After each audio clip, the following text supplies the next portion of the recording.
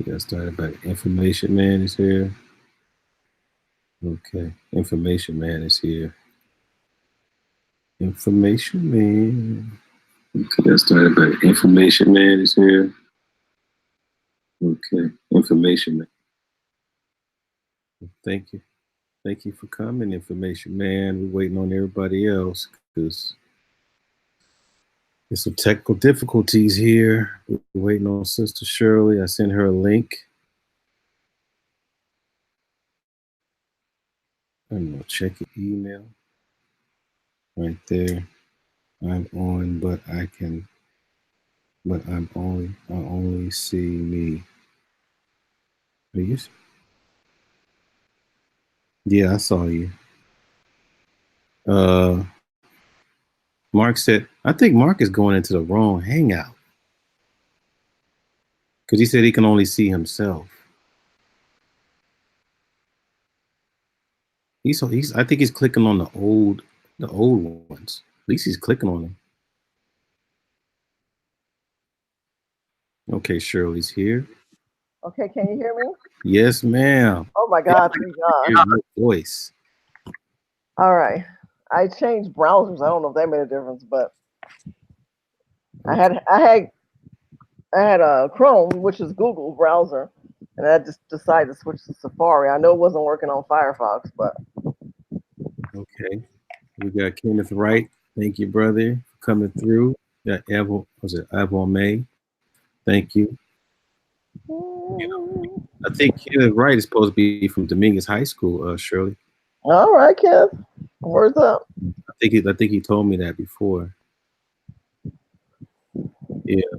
Time permit, we'll pop him on here if he wants to make an appearance. But I really want to go over these questions since you guys are, this is what you guys do.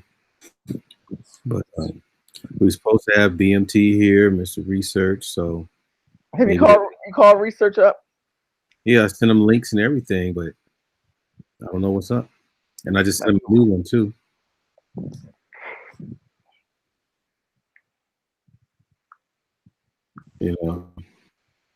But yeah, we're almost there. We get people coming through, and it's gonna be fun. For sure. Oh, so what I'm gonna do right now, I'm gonna put a little music on here. Let's play something a little different.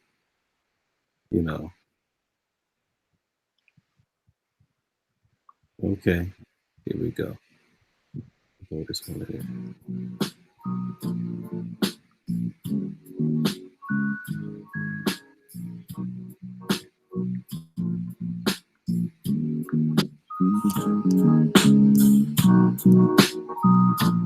Too loud.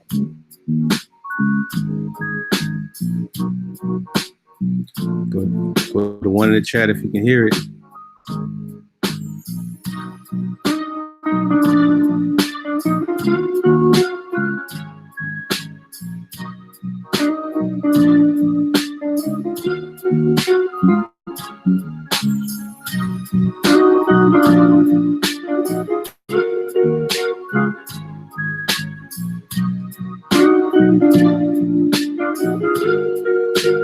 They put one. Oh, y'all like the song? Okay. I only play my songs, y'all. I ain't trying to get flagged. I wish they, flag me on my song. We going to court. Appreciate you guys.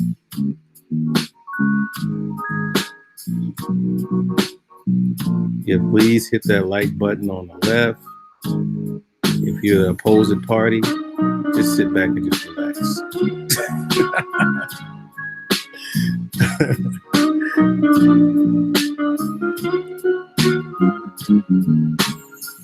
I don't have a name for the song. Hey, you guys, I don't have a name for the song. I just named it Neo so I saved it. I like Neo's song.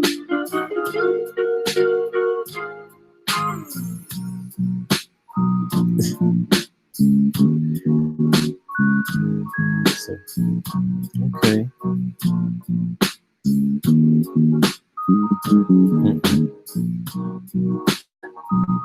So we got, I have to give y'all some shout outs. We got Elmo May again. We got Brother Kenneth Wright. We got Info Man. I don't know if you're still here, Info Man. We got what's it? Aqua Teshi. Right? She says sit back and relax. Oh man. I gotta do more songs like this.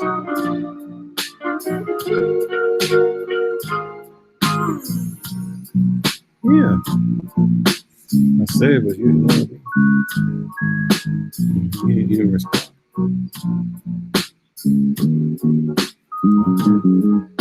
We got Mark. Thank you. Mark has arrived. Woo! Man. Yeah, he's here. I hope his sound works. He doesn't. Shit, I think it's like I think his sound works.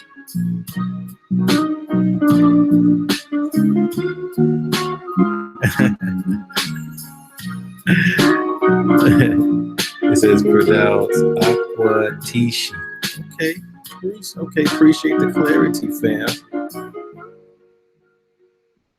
Right. So I can't even get to the sound. My computer is slow. It's like this is technical difficulty Wednesday, y'all. Yeah, Wednesday, man. All kinds of crazy stuff happen on Wednesdays. Right? Okay. So uh-oh. So we're gonna go ahead with the program, you know, because I guess it's probably had to happen this way so we can get more intimate with our questioning and answers. Can everybody hear me okay? Because sometimes when I don't have my headset in there, I have to get an echo. They say I have an echo or something. Yeah, Kenneth, right. That name, that sounds like what, Native American or something? Oh, thank you, Evo May. I was going to get into the music business, but, you know, I don't know. We'll talk about that another time. Okay, Mark, is that you? Yes, sir. Man, good Lord. We've been expecting you, sir. Well, I'm here. Okay. Sometimes you have to take a long way home. Shortcuts really don't really yield much of an advantage. I wouldn't giving up on you. You know how we are. That's right. Hey, Shirley, can you hear me? I'm sorry, I have my cell phone mute. Yes, I can hear you, my big brother. What's happening? How are you today? I'm good. I'm good. Thank you for asking. All right. Man, y'all gave it away. I'm not supposed to know each other, but okay. Okay. So we're not supposed to know each other? You're supposed to act like y'all strangers, you know. Right. You know how many few solid Black Republicans there are in the state of California? Oh, we're going to get to that. Trust me, we all know each other. I hope y'all saw the questions too. So we're gonna. I saw them. I think they're well thought out and some good questions. Oh, thank you. Should yield a very passionate debate because although Shirley and I are allies, we don't always agree on everything. Okay, well, we're gonna get into it because people waited long enough for this moment. You know, I want everything to be nice and clear for everyone out there because people have questions. They might even put questions in the chat as well. Great. I can hear you. I think I can see Shirley. Can you see me? No, we can't see you, but we see your avatar or your, what do you call your generic avatar? Oh, they just gave me a generic avatar? Yes, it's just a little circle, look like a restroom type thing. Oh, really? Because I was actually trying to have my face display. I'm not trying to hide behind no avatar. Well, so what you have to do is go up to the top where just like hover up at the top, you'll see like a little square in the middle. One will look like a mic and the other will look like a camera. Then click and then take it off.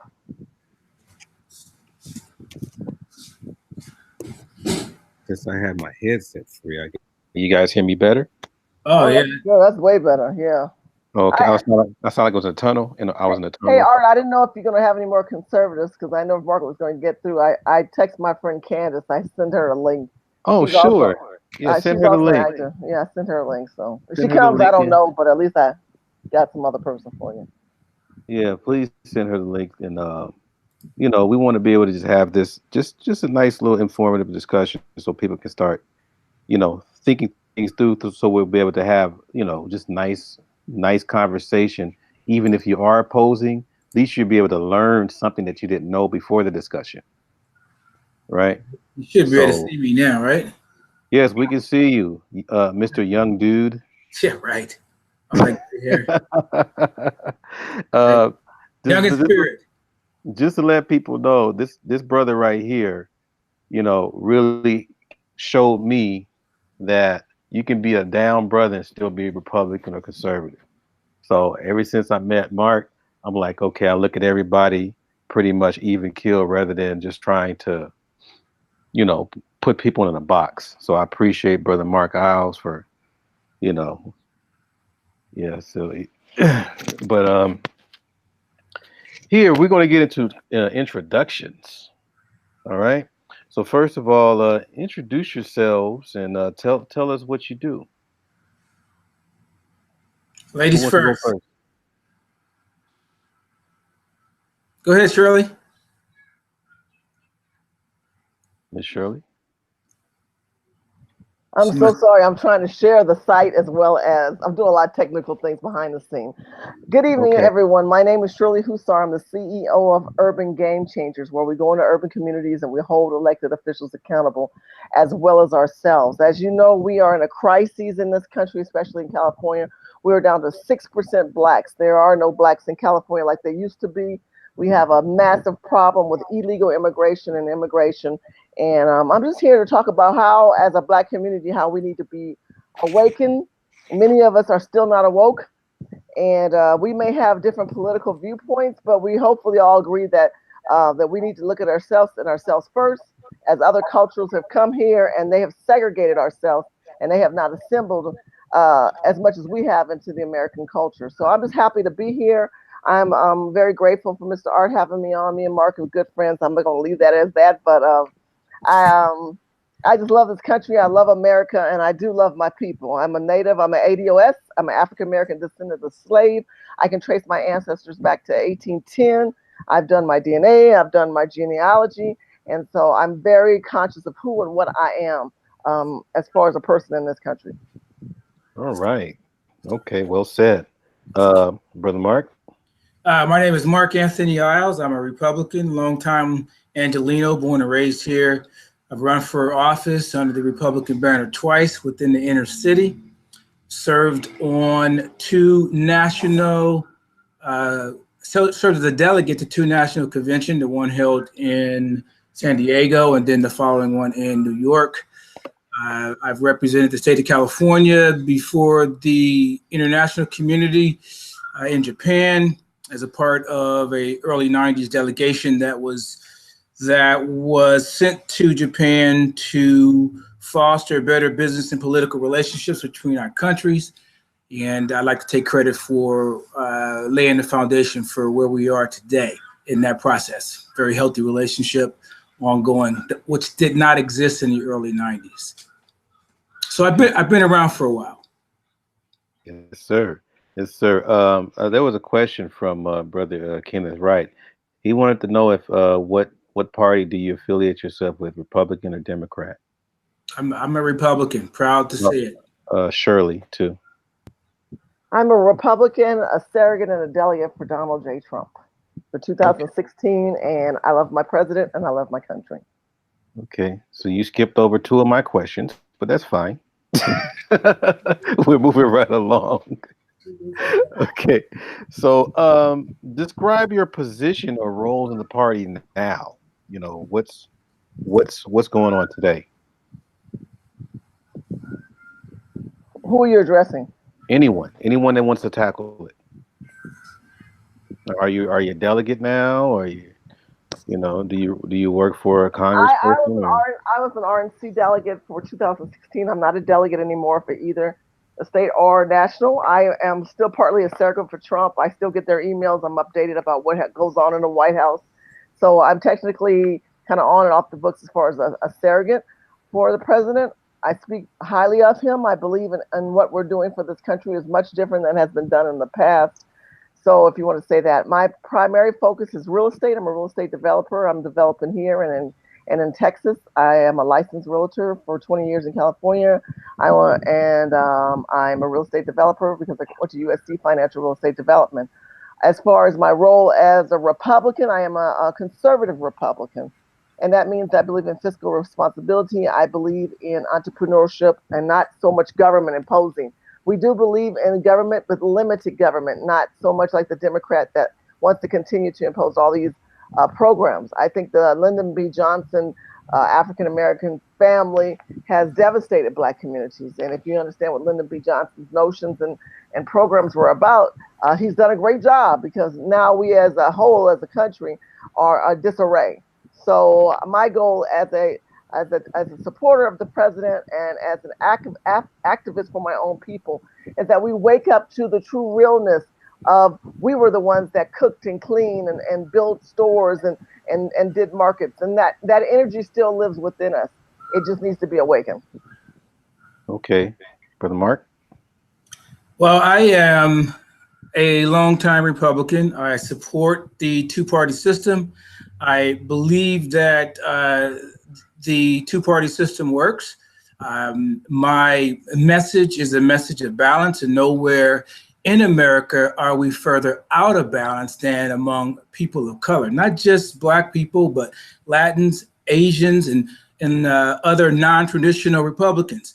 There are only two primary roads leading to the seat of power in this country, and the Republican Party is one of those major roads.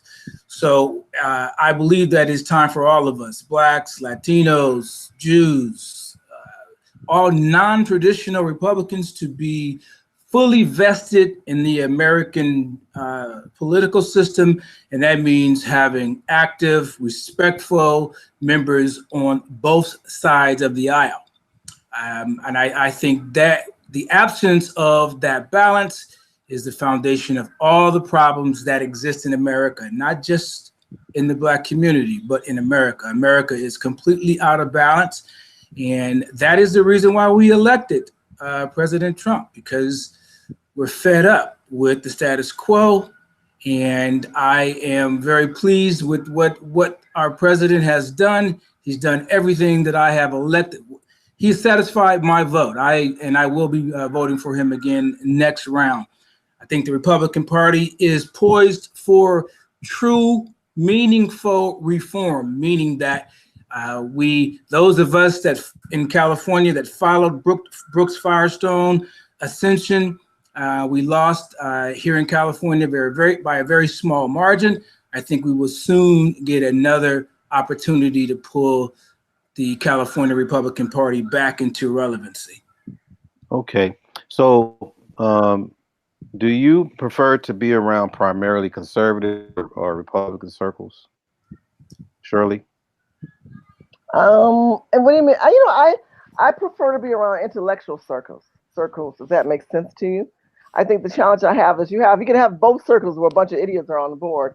You just can. And just to tailgate on Mark, the last governor, who was the chairman? The current chairman right now is a young lady who is Latino. So that tells you that the party has expanded to different levels. But to chime back to your question, I prefer intellectual people who understand reasonably. The problem is most people don't understand government. They don't understand local, state, and federal. So before I can have a more in-depth conversation, I have to identify what do you understand of government and go from there. Okay, Brother Mark? Well, I like to echo that sentiment. I prefer to be around people that have strong enough character and are comfortable enough in their own skin to disagree, and particularly passionately disagree, because when you start talking politics, the discussions are going to be very passionate. If you go back to the time when the most progress was made, particularly amongst Black people, man, it was when you walked into a room, particularly during the Civil Rights Movement, every voice under the sun was represented in that room. Prior to 1932, 100% of Black Americans were Republicans. FDR started our movement from the Republican Party to the Democratic Party. President Eisenhower, who desegregated our military, stopped it. And then President Kennedy opened the floodgates. And in the 60s, we all overwhelmingly, through the leadership of Dr. King, put our weight behind the Democratic Party. And I'm not even here to second guess that movement. I'm merely saying that the Civil Rights Movement is over. It was a huge success. The post-Civil Rights Movement, which I declare to be, say, 1970 forward, was an absolute failure and has led us to our complete and total demise. It has denigrated the family, and Black folks, come on now, the Civil Rights Movement grew out of the Southern Baptist movement. Come on. There's no other movement in this country more conservative.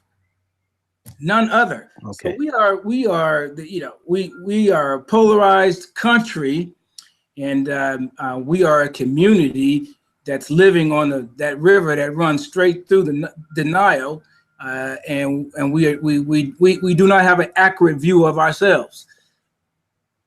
Period. Okay. So touching on the title a little bit, the next question would be, can you be pro-Black and conservative, or to be conservative and Republican? Can you be pro-Black with those titles? I'm not sure what it means to be pro-Black. What does it mean to be Black in America today? Do you realize that the majority of children born in America today are not even born to Black men and Black women?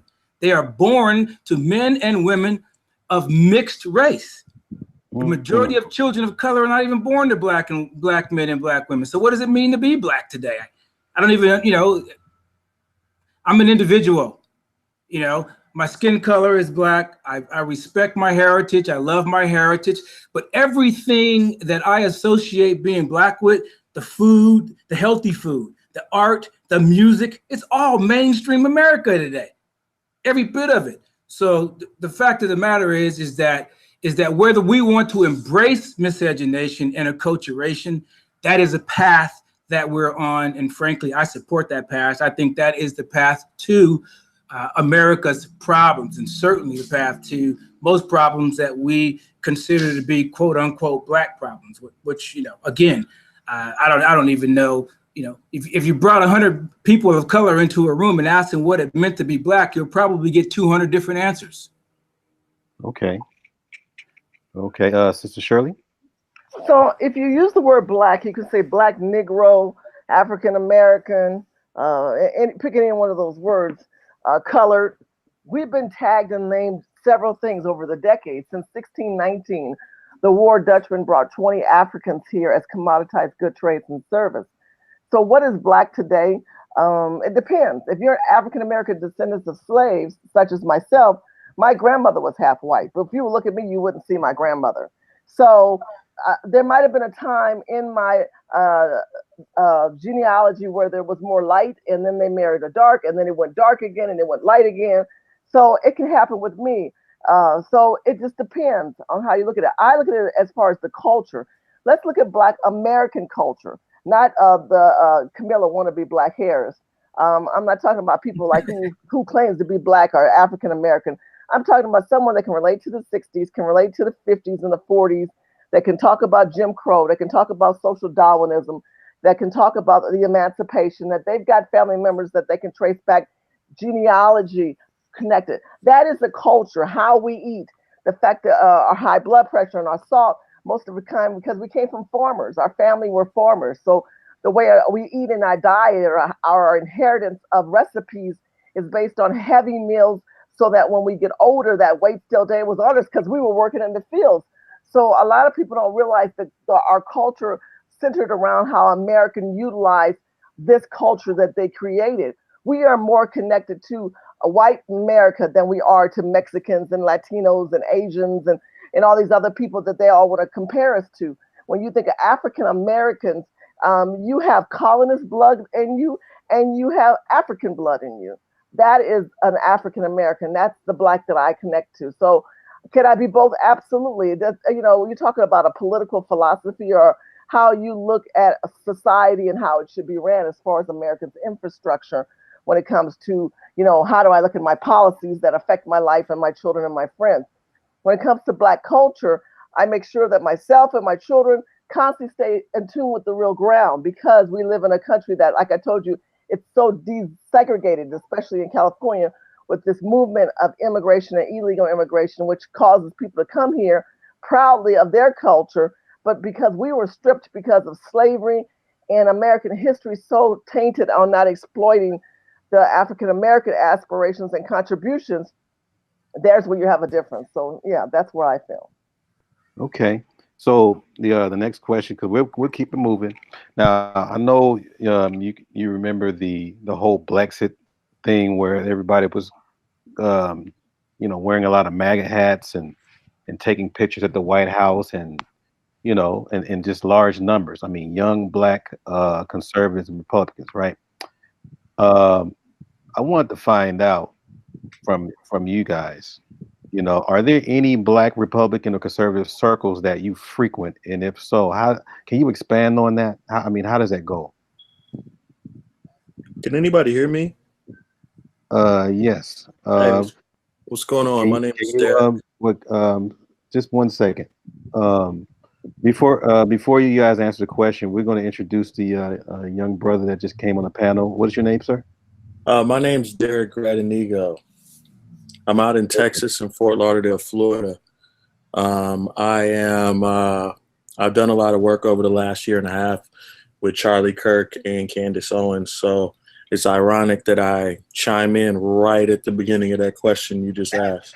Yeah, because you were there, correct?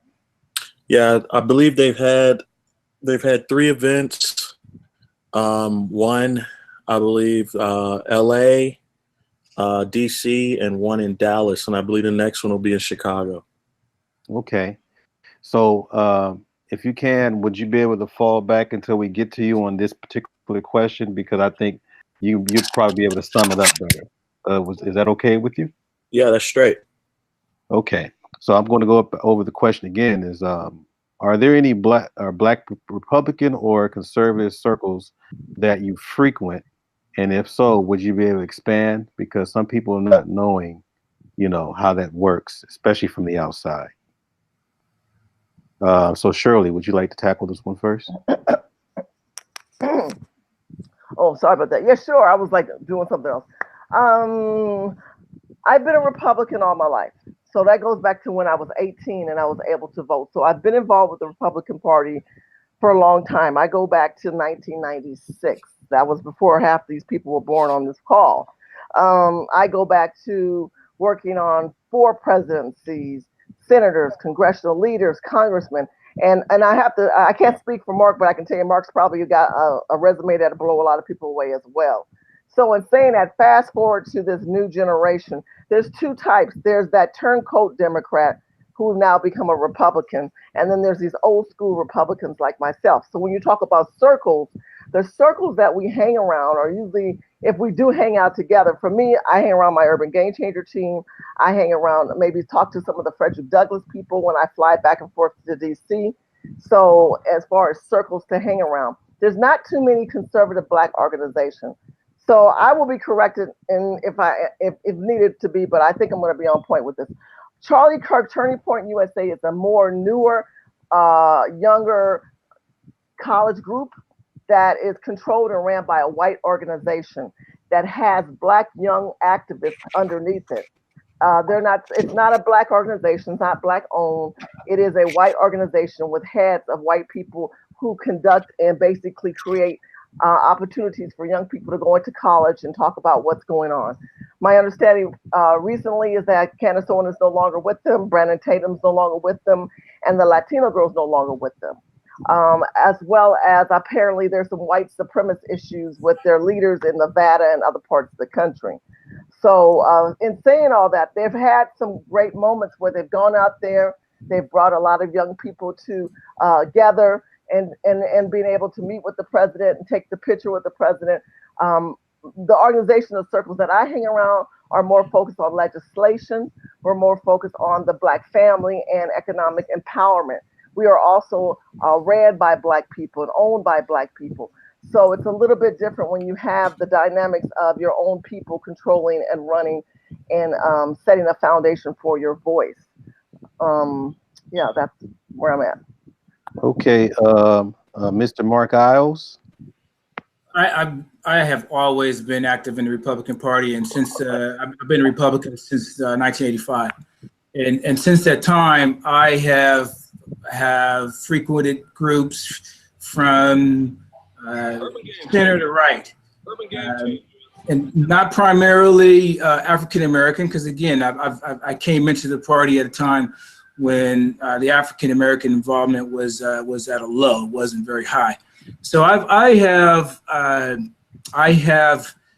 my experience is a mixed experience. It's not an experience of being around primarily people of color or minorities. It's a mixed group.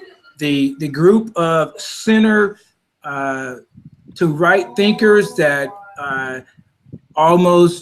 that came very close to gaining control over the California Republican Party, and it involved everyone from left to right in the Republican Party. In fact, it was led by Brooks Firestone, who was a longtime Republican, and also held office in the Santa Barbara area. I think he was a county supervisor for the county of Santa Barbara.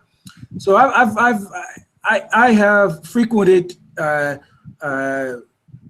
groups from the far left of the Republican Party to the far right. And quite frankly, I think that success in the future is going to involve the personality that's going to be able to attract from each sector of the party. I don't believe it's going to be, I think as we move forward, ethnic politics is going to become less and less important, because if you look at the demographics of America, it's not Black, it's not white, it's mixed. It's mixed, and there's only one group of women in America that have a positive birth rate, and has for the last 40 years, and that's Latinas. So as we fast forward 10 years, and it may take 10 years before the kind of reform Shirley is working for and the kind of reform I'm working for actually metastasizes and becomes a serious political force. You know how long it took before the civil rights movement of the 60s? Actually, it didn't just happen overnight. It started in the 1800s. It took 100 years before it actually became a meaningful movement. Let's hope that it does not take us that long to get there. I don't think that it will, because of where we are in the country today, and the demographics are changing very quickly, and they're changing in favor of voices like myself and voices like Shirley. I don't know the young man. I don't know his voice, so I can't speak for him. But Shirley and I have been involved with each other in and out for, probably what, 20 years at least? Yeah, that's about right. At least about 20 years. So I don't see the color issue as being significant going forward. There's only one thing that I think is going to matter going forward is do you consider yourself an American, and are you ready, according to the Bill of Rights, the preamble, and all of the other written articles that define this country, or are you ready to claim your identity and to claim what's already yours, what's inherently yours? Right. American citizenship is inherently mine. I was born and raised here. I have every right to pursue my dreams, my ambitions, according to the rule of law as anyone else in this country. And the one thing I will not do under no circumstances is ask for permission to do it. Okay, Mr. Derrick. Can I say one more thing on top of Mark? Everything Mark said is so true, because see, at the beginning, we didn't get into saying, hey, let's go hang out with the Black group. We're intellects. So you're going to find out groups that really correspond to whatever your needs were for your communities. If it was something local you were really passionate about, you would gravitate towards groups that did that. The Federated Women, they love to do cold calling and represent candidates. You would find that group. If you wanted a group that had to deal with health and sanitation or abortion or whatever. So when we got started, it was more like that. Identity politics is really more relevant today in 2017, where 19, excuse me, where people are kind of culturally divided, socially divided very heavily. It would be nice if we went back to kind of where it was. I don't see it that way. So my difference in Mark is this. I am very focused on the African American community, understanding its importance and its place in this country, especially the African American descendants of slaves. And I only think that'll start from us talking to each other, not a dictation of something outside, but us within each other. And I think that is the only difference today than when me and Mark were a long time ago came in. It was as focused as it was. He's absolutely right. Okay, so I want to acknowledge Mr. Research. We'll get to you, Mr. Research, but we got to get to Brother Derek because he needs to respond to the questions as well. So we're trying to get it in order. So go ahead, Mr. Derek. Well, would you mind? We are talking. Where are we going with it? Like, I guess, like, are you asking for kind of like when you mentioned it, you were saying something about Blexit. Do you want my views of that or views of everything going on with it? No, per se. I mean, did you read the title? Yes, here. Okay, so we're addressing. Well, I guess I'm just piggybacking off of what everyone said. I've been bouncing around pretty much with everybody. I've been with Turning Point. I've been with Blackness. The Frederick Douglass Foundation. I was with them last week at the Trump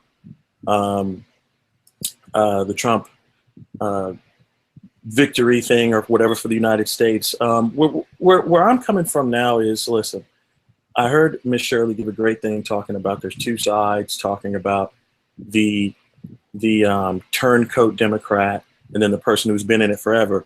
But I also like to throw in that there's a new element of new blood resurging into this kind of play. And it's the blood of the kind of like patriotic black mixed individual that never felt that they were a part of anything. The Tupac of sorts of politics, the descendant of a Malcolm, or the end of Martin's reign where he talked about the poor people's movement. This is what you're starting to see with a Candace Owens, but she's just the beginning. These new groups that are popping up are, we mentioned earlier about Charlie Kirk in a white organization. Here's the issue that I'm finding with a lot of stuff going on. It's because of Charlie Kirk that I was able to get into the White House in October. Okay, he had something called the Young Black Leadership Summit. 300 to 400 of us went. Al Sharpton lied about it, basically said we were paid to go. No one got a check.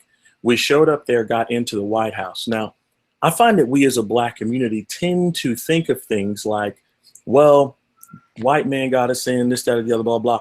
We are of the mindset of as long as we get in, we in. And once we're in, it's time to win.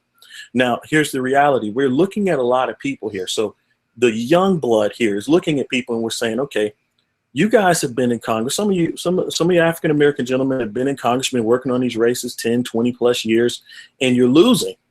Like you're basically losing. You're knocking on doors. You're doing this, that, or the other. And a lot of people are beefing with the Candace Owenses of the world or whatever, or this, that, or the other. But my question is, who wants to win? Because who wants to win for the black community? Because Candace, all that knocking on doors is working real hard. But you know what else works hard? A washing machine. At the end of the day, with one tweet, Candace Owens can hit 500,000 people immediately. And we're talking about knocking on doors. My thing is about winning. Like it is about 100% touching the black community and winning. That's why I'm also working with Pastor Scott and Kareem Lanier and the Urban Revitalization Coalition. Anything that we can touch, we want to win. Like that's this new blood. And we're not trying to step on anybody's toes. Step on some toes. You're going to have to step on some toes. No. Do that. No, I mean. Do look, that. No. So listen, let me give you an example. Okay. I love everything you're saying. No, look. I do, man. You got me over here gleaming like I'm a 2-year-old kid. Look, so when we went to the White House, it was 400 of us. And when you're in the East Room, they have a rope for the press. So let me give you an example of how this thing is switching, just so you can get a visual. Behind that rope is a gentleman named Roland Martin. Y'all may know Roland Martin, pundit, leftist pundit, whatever. He's trying to goat us to come and engage with him instead of listening to the president, like what's going on. So some people go over, and you guys know the way this thing goes when the liberal conservative argument. It's facts, facts, facts. Conservative wins, and then liberal starts going personal for the crowd. You know what I mean? He starts going personal on mud for the crowd to be like, ooh, same thing. Facts, facts, facts. Roland Martin starts going personal. Starts, oh, well, this and that, and your mama, blah, blah. But what he didn't know is the new blood starts going back at him, talking about his clothes, his scarf, on camera, in front of everybody. Because at the end of the day, we know better than anybody that even in this game, you can't bring a knife to a gunfight. We've been seeing so many conservatives bring a knife to a gunfight, and we're like, no, we're not having it. You want to sling the dirt? We're going to sling it back. Now, also understand that there's plenty of us that have no aspirations to be in politics. We have no aspirations. We're just hyper Americans, and we want to do our part. So for those that want to stay clean and be, you know, they want to run for Congress, or whether it's North Carolina or something, that's fine.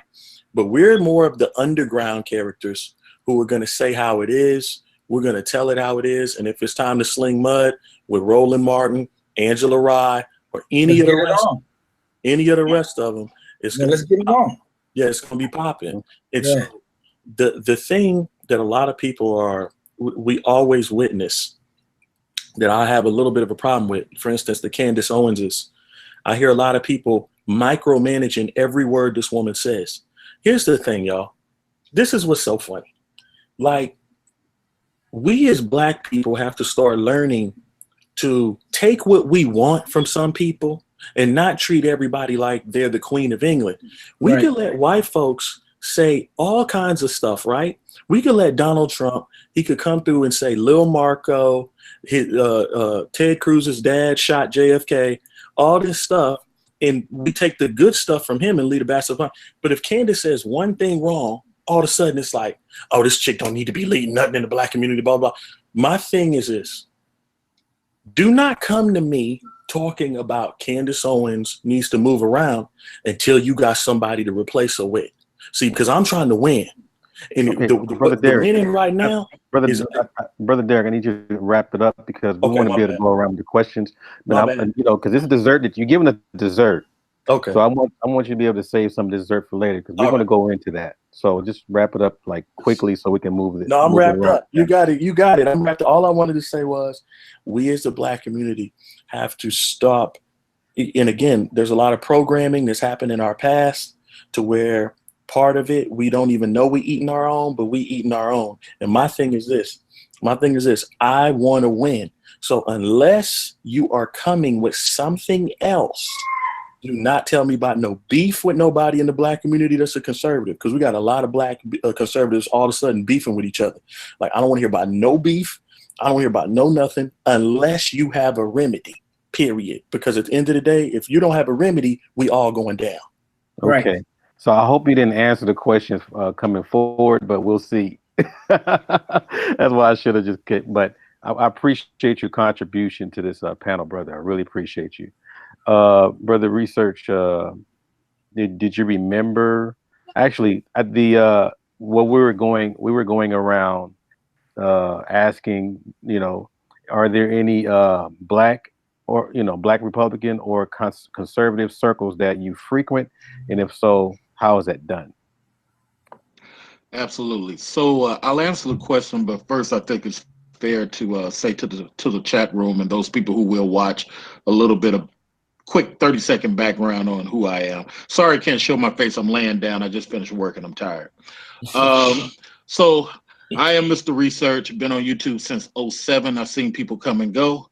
As far as conservatism, I'm an Edmund Burke conservative. I'm John Adams. I'm about numbers. I'm not a Reaganite. I didn't like the numbers. I'm not a person who is anti-Black. I am a very black first type of person because there are Irish first conservatives, Ukrainian first conservatives. There are people who, in their ethnicity, they have no problem holding on to their understanding of politics while at the same time operating with what best serves their group and their children. I'm going to be speaking out at the Virginia thing with Shirley, and I'm starting the whole Black Sun First movement type of conversation. So that's me. Just letting you know the background. And I've been a conservative ever since Eazy-E went into the White House with a black hat and all black. So I was there. I did that. I was standing there that night when he walked through the door. There you go. So I've been in it for a while. I'm not new. I'm not an anti-black speaker. Conservatism for me is about keep it here, keep as much with us as possible. That's the whole idea that Edmund Burke tried to push out. So anyway, with that said, conservative circles, they've been very limited in the 80s. They started picking up a little bit more prominence in the 90s. The problem has always been, since the creation of Fox News, that some of our fellow Americans, what I call our cousins, they tend to forget the numbers, forget the policy, and talk ethnicity. I made a joke one time at a Republican event. I said, sometimes being a black Republican is like, and it didn't get no applause. It just got stares because it made people think. I said, it's kind of like someone saying to you something about your black skin, and they forget that you're an American, and they're buddy with this white Russian.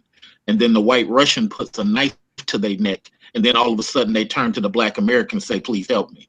So, you know, you gotta be group first mentality when you're talking politics.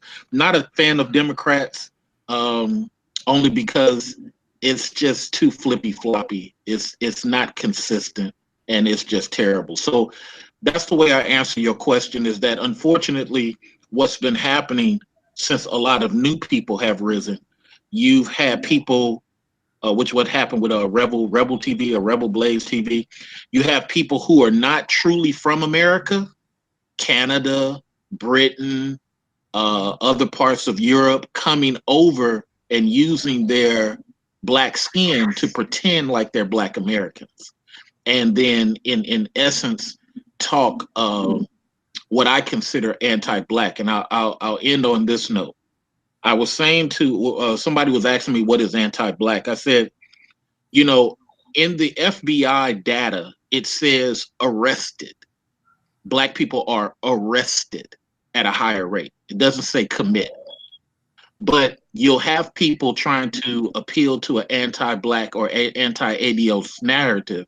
They'll lie and use the word commit when they blatantly know that it says arrested. So I'm not into that type of concept, using my black skin to have those type of conversations.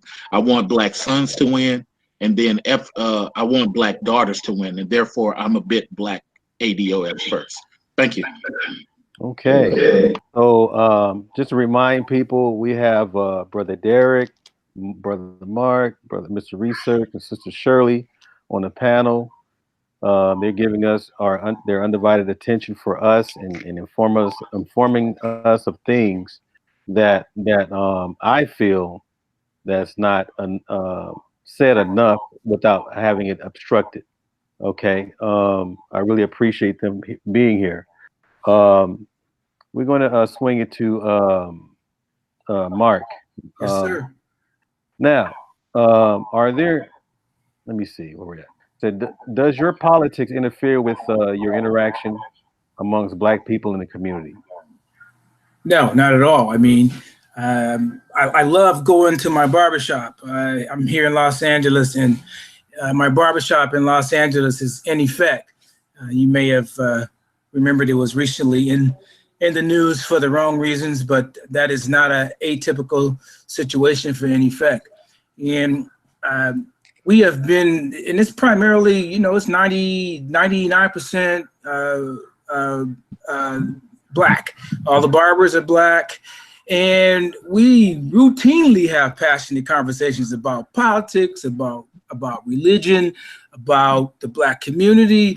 And the thing that I enjoy most about those conversations is it's the only place where I go where my views are in the majority. And what I notice is that the majority of the men in that room, that in the barbershop, that frequent this barbershop, the majority of them do not have college degrees. Wow. They do not have college degrees. So and I look forward to getting my hair cut because I look forward to hearing what they have to say. I look forward to them challenging me. And it's one of the few places, like predominantly Black environments, that I go in where my point of view is appreciated. It's not always well received, but it's appreciated. And you know, we're talking about, you know, these are some solid Black men from the ages of 18 to 45. You know, and they're not afraid to challenge you, and they have been very, very challenging. And when you come back with a response that resonates, they also let you know.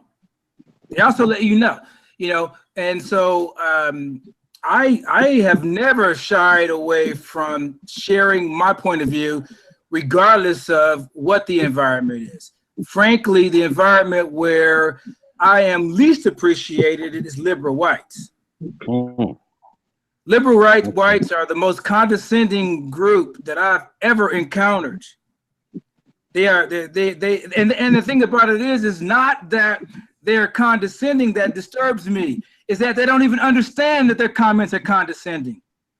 At least conservative racist Republicans know that they're conservative racist.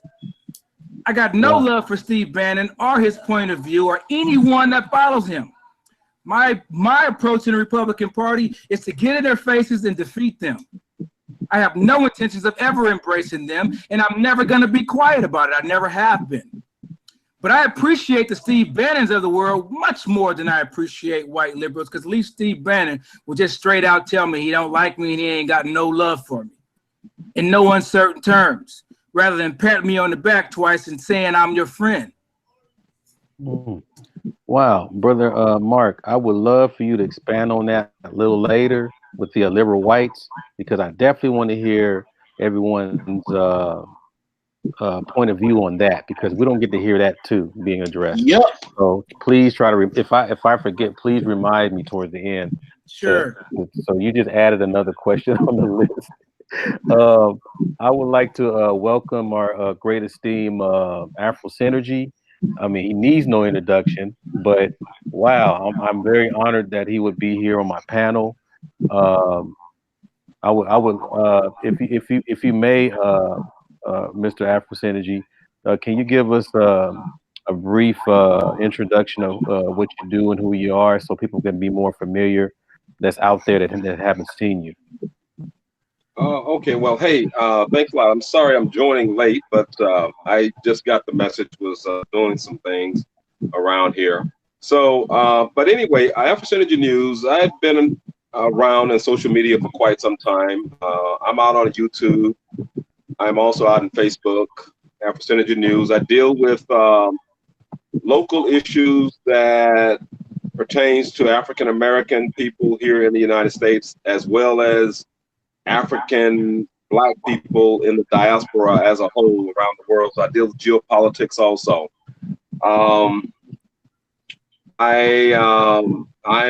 wholly and totally against the whole illegal alien situation, totally against that. I do not believe in and that there is a black and brown coalition. I voted for Donald Trump, and I believe in supporting those things that are in the interest of Black people. I am totally for reparations, totally for that. There's justification for it, and totally putting forward an effort to push and promote reparations, and with the mantra that if you don't support reparations, then you don't get our vote. period. Whether you're Democrat, Republican, Independent, regardless of who you are, you don't get our vote. We are at a point in time right now. I just did a program, finished a program about how illegal aliens have now invaded the South in very large numbers. It didn't just start, it's been happening for the last 2 decades, but they're in the South in big numbers. So I deal with all of that and other issues, economic issues as well, that relates to African American people. So that's it in a nutshell. Okay, so you came in on the question, because I'll give this question to you, brother Afro Synergy. Is does your politics interfere with your interactions in the Black community? Does my politics interfere with my interaction in the Black community? Well, yes and no. You're always going to have some African Americans who are not going to like your political views, and you're also going to have some who like your political views. And for some of those who don't like your political views, with some of them, if they listen long enough, some of them are convinced, and they come to a point where they support your political views. So I'm all about putting the information out there, but putting the truth out there. No lies, just the truth. Putting the truth out there and making it easy for them to understand, comprehensive, being right to the point. And if they accept it, they accept it. If they don't accept it, well, that's their business. You just move on, and you continue to put that message out there. So it's a mixed bag. There are some who will support it and embrace it, and others who will not. But you still put it out there, and sometimes those who don't support it, sometimes they come around later, and sometimes others, they will never come around, and that's fine too, because I know in the end, if you're pushing and promoting the truth and you're backing it with solid evidence, that inevitably wins. So I know that. Okay, we're going to take it to Sister Shirley. Sister Shirley, you remember the question? I'm sorry, repeat the question again. Okay, does your politics interfere with your interactions in the Black community? I wouldn't use the word interfere. Does it interject might be more relevant for me. So I would say yes in the fact that it interjects. So in 2016, I was the first African American woman to be able to announce for the state of California. And I think I might have been the only one that announced for a state with her sons behind her. I made U.S. history that day when we took our entire state of California to support the President of the United States. And when it did, it put us on a platform where we were more visual. And so when people see me, they go, oh, that's the Republican, that California Republican. So the challenge with that is when you Google my name, or if you see me in the Black community, if it has to do with Black things, they always call on me. Like there's this new movement of Nora LA, which is a Fox show, local Fox show for African Americans. Nora means Black in French. And they called upon me to be on the show and represent the Republican Party. But these were non-Republican people. So yes, I have non-Republican friends who are African American, where we talk about politics. But again, we talk about the needs of our people. And if it surrounds politics, it depends on how you approach the issue versus the policies or the party that you pertainly work with. As an advocate for the President of the United States and such a passionate person about what he has done, I think they have a different perspective now of what they expected from Trump than in 2016. A lot of people have turned their minds towards respecting him. There's a lot of people who have just come on board who just understood that this is their president, and I am 100% behind that. So has it affected me in some way? In some way, I have to say yes, because I am an entrepreneur. I own my own business. I'm a real estate developer. I'm in technology. So when people, for businesses that want me to work with them, I have to explain a little bit, this is part of who I am. And they either accept me or they don't, especially being a person that owns their own business. Okay, Brother Derek? piggybacking off of what Miss Shirley just said, that was so profound. I caught a piece of it that kind of touched me, and it's basically like results matter. And I'm just going to say that results matter. Back in 2015, 2016, boots on the ground, whether you're in the hood, the barrio, the ghetto, the trailer park, the block was hot when it came to supporting Donald Trump. Let's just put it that way. The block was hot. A lot of people didn't understand why we were doing what we were doing, especially when you're in the streets trying to talk to people, this, that, or the other. But results matter. And I'm going to tell you, the block doesn't get hotter than when you show up in DC with Candace Owens and the entire Black community that you know wants to know what's going on because they're being pumped by the liberal establishment that now you want to eradicate every Black man in the ghetto.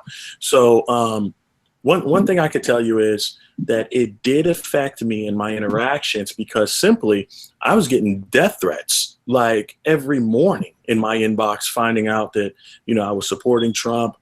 I was out here with Turning Point. I was out here doing speeches. I was out here doing this, that, and the third. But again, I like to give the example of if you're somebody who basically, let's say you live in Miami and you support LeBron James. The people of Miami are like, oh, look at you. You're supporting LeBron James. You're a sellout. You're this, that, or the other, blah, blah, blah. But it's one thing to do that. And then it's one thing to pop up with LeBron James in a picture. And where everything changed is when I got into the White House and the picture started circulating with me and Stacey Dash or me and Don Jr., all of a sudden the Black community that was ostracizing me in my neighborhood backed up a taste because results matter. And all of a sudden they say, well, wait a second. This guy isn't just a fan. Like, this guy's actually involved, and how can I be a part? And this is where I started to see the thing switch, that our community isn't really, wasn't really hating President Trump. They were just confused, and they're being, befuddled by the liberals. And if we could offer them a place, then things will change. And we're starting to see that now with the prison reform, the First Step Act. I mean, we're freeing 2,200 people this month. 91% of those people are African Americans. I mean, I don't think people understand the gravity of that. And these are the type of things that when I tell people, when I go into the hood, it's basically like the hood wants to know what they could get right now. The hood doesn't want to know about policy. A lot of people don't even understand what the hell that is. They don't want to talk about roads. They don't want to talk about schools. They want to know, they say, I've been lied to 55 years, bro. What do I get now? Period. What can you give me now? And when I tell them, well, look, bro, your uncle's in prison, maybe we could work on it. That is something that I can directly give them now. And it's hard to deny that. So my interactions with the hood are getting much better now. And I think they're going to get even better as the president continues to roll out more and more great things. Wow. I appreciate you. And we got Mr. Research. Do you remember the question? Yeah, I did remember the question this time. I think I got it.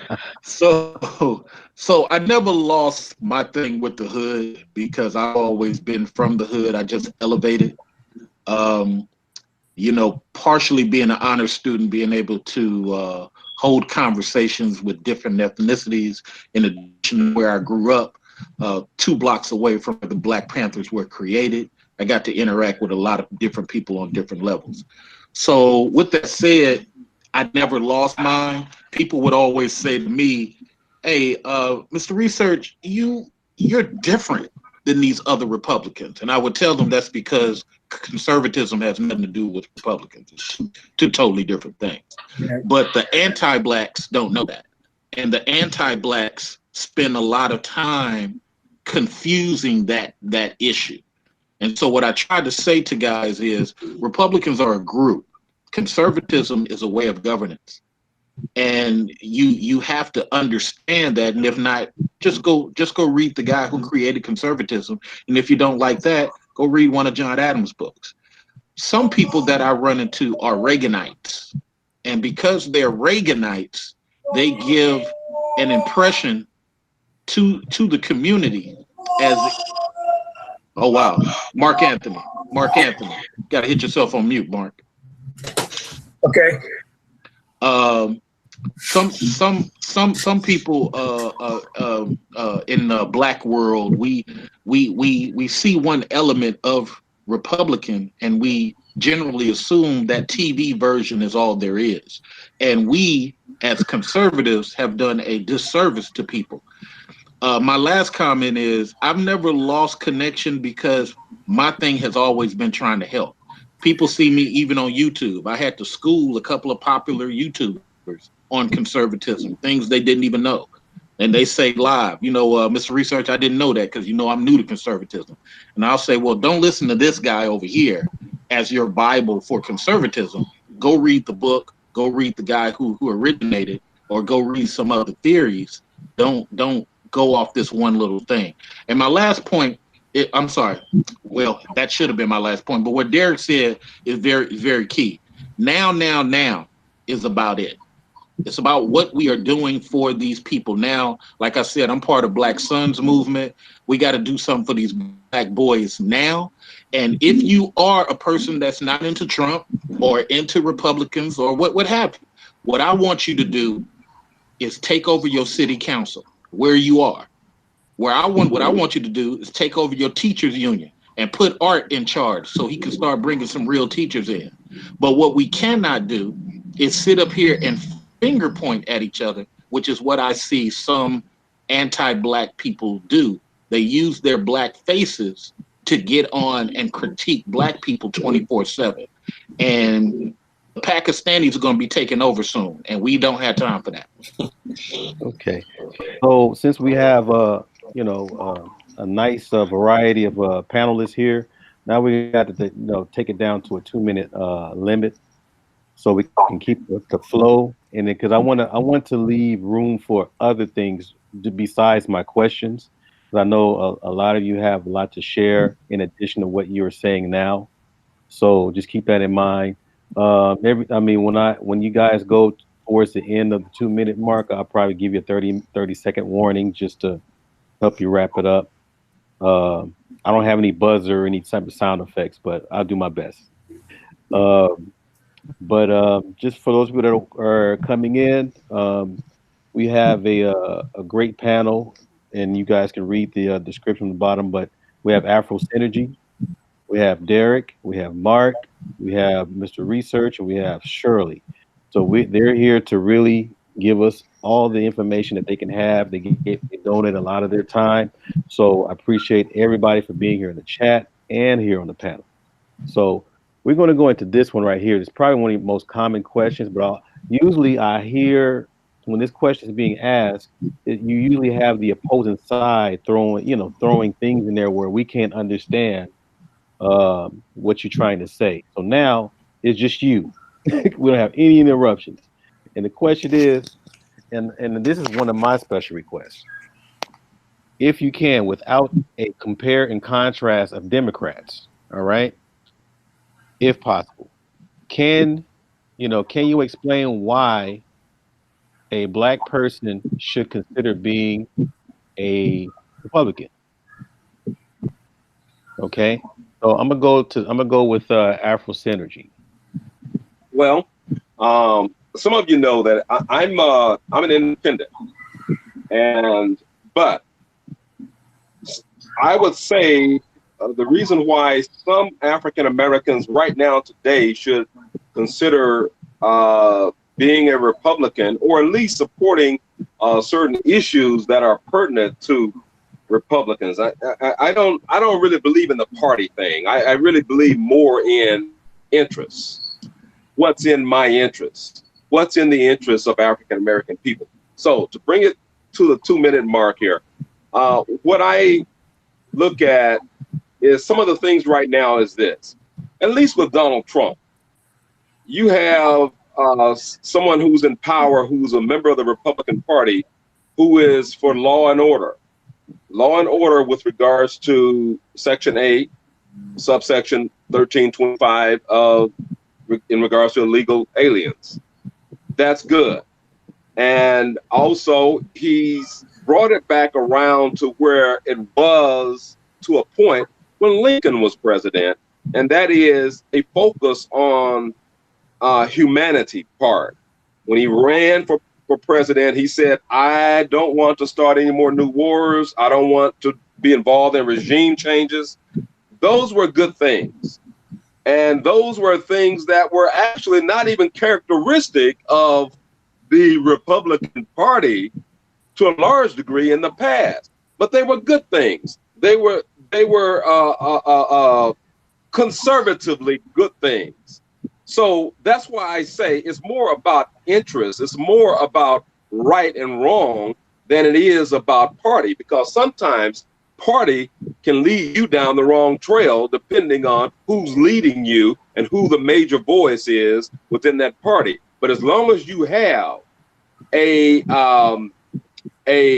guiding point to guide you right between right and wrong, then you can't go wrong with that, regardless whether you're a Republican, a Democrat, or an independent. Okay. We're going to go to Brother Derek. I believe he said it in a great capacity, and I would just piggyback off of my brother there and say, I believe that on the right, we're seeing a lot of our traditional African American values when we're talking about, religious freedom. We're talking about heavily God influence. Aside from what he also mentioned, the illegals, which is insane to me that a lot of times it shows that our Black community, we do a great job of we're very good because we're very street smart, but we also have an ability to be pimped at times. And I'm shocked that more of our African-American brothers cannot see the pimp game going on. Just to keep this under 2 minutes, I ran up on Sheila Jackson Lee in Houston personally, ran up on her with a videotape on my Instagram and asked her, what did she want me to tell the brothers in Oakland, where I was born, about the fact that they're still waiting on certain elements of restitution after 400 years of being here, and you want to allow illegals to come and be in front of them in line. Her response to me simply was, my heart is big enough to allow all people to come here at the same time. This is a message that Black people need to hear. They don't know this. They don't know that these liberals want them not to come in line together, to come in front of them. And that is, I believe that's one of our jobs here. So while we sit here and talk, that's why I'm trying to get people blowed up on Instagram. I'm trying to get people blowed up on Facebook, because they will not put this message in the media. But they will put it, if we bark it enough and say it loud enough, then to me, it's got to get fixed. Tupac Shakur, before he died, he said, they kept asking him, they said, you got 5 million album sales. You keep barking about this stuff. What's your plan? And his plan was, he said, look, I don't know how to fix it. He said, but I know if I keep saying it on TV long enough, somebody's going to address it. And so that's kind of where I'm at right now. Derek, I met Tupac in Digital Underground in Palladium back in '89. Wow. Oh, that Hate Street? Yeah, I remember, man. Wow. Brother Mark. Well, I am coming from a point of view of, I embrace the two-party system. If you go back to the time when the Black community was living at its highest level, it was during a time when our challenges were the greatest. If you go back to the time of Booker T. Washington, Frederick Douglass, W.E.B. Du Bois, they came together routinely and had passionate public debates where they routinely disagreed with one another, respectfully. Now, I believe that was the foundation of the success of the civil rights movement. The civil rights movement was a great success because of all of those competing ideas behind the scenes. And then they ultimately rallied behind a leader who ultimately became Dr. Martin Luther King, who had a huge opposition. He was not very popular during his life. He was much more popular after his life. So then Dr. King dies and Jesse Jackson takes over as the quote unquote leader. And what's the first thing that Jesse Jackson does? He says, do not question the civil rights movement. Now, when he said that, the civil rights movement was over. He became the leader of the post-civil rights movement, and the post-civil rights movement was rooted in single thinking, monolithic thinking. If you challenge them, you were out. You were out, O-U-T. And so today, I'm saying African American, as far as I'm concerned, is not a culture. It's not an ethnicity. It was a political movement, and it's a political movement that has run its course. I embrace the two-party system. It is time for us to get vested on all sides of this political system and claim it as ours. It is ours. Okay. It's time for us to claim it. So you don't have like any kind of so when you say you embrace the two-party system, you're saying that you don't really take the time to really try to convince someone to join either party? No, I'm saying what I am saying is that when you go into, let's take the lower middle class. In fact, let's take the middle class. Let's take middle class communities across this country. In every middle class community that has maintained some semblance of forward movement without regression, there's one thing that happens in every one of them. Every time there is a political debate, there are people from the Democratic Party, people from the Republican Party, libertarians, left thinkers, right thinkers, center thinkers, and there is an open debate.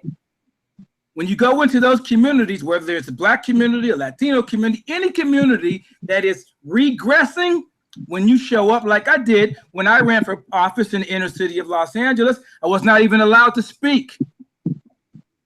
I was not allowed to speak. What I'm saying is that I am a Republican. I believe if individuals, if the government can do it, you and I can do it better. Black Wall Street was not built by the government. The government destroyed Black Wall Street. Rosewood was not built by the United States government. Well, the government didn't destroy it, but individuals representing the government did. Okay. What I'm saying is that it is about like-minded thinking, and like everybody else has said, it's about winning. I think Derek hit that point over and over again, which is music to my ears. It's about winning. If you don't win, it doesn't even matter. It's insignificant. Okay, so we're going to move it to Mr. Research. Repeat it for me one more time, sir. Okay. Now, without doing the whole compare and contrast of Democrats, which the other panelists have done a good job, can you explain why should a Black person consider being a part of the Republican Party? Okay, so I'm going to answer this question. I'm going to speak directly to the fans and to the chat room in answering this question, because you can get in and take over. You can get in and take over. Let me tell you guys, a lot of you guys in the chat room have been saying, hey, Mr. Research, I don't believe it, blah, blah, blah, yak, yak, yak. Here's what you must understand. If you're not involved in something, this whole we need to do is dead. You can go take over your teachers union. You can go take over your city council. I got Vernon Jones not only kicked out, but he couldn't get reelected twice because I kept spending $1,200 on a website campaign to kill his name and all the dirt that he did in Decatur, Georgia, because he victimized his people. The anti-Black people who was running Decatur had it very nice and peaceful. There was a place called Recorder's Court. Wasn't nobody getting arrested unless you did something major. This Black guy comes along and uses his Black face as a Democrat, and within 1 year, he goes on an 8-year campaign of arresting his people, not the people doing dirt, people trying to get to work. This guy weaponized the police force to go around and run people's plates as they're trying to get to work to arrest them and get them tickets. The lines around Recorder's Court were ridiculous. And it was a Black person using a Black face that did that. So when you ask Mr. Research this question, Art, I'm going to put it back on the fans and the chat room. Stop talking about what we need to do. If you don't like Republicans, cool. Take over the Democrats in your area. If you don't like the Democrats. Cool. Be an independent and take over those people in your area. My cousin ran for city council. I know what it's about. I come from a family of people that's about trying to put their money on the table and make something happen.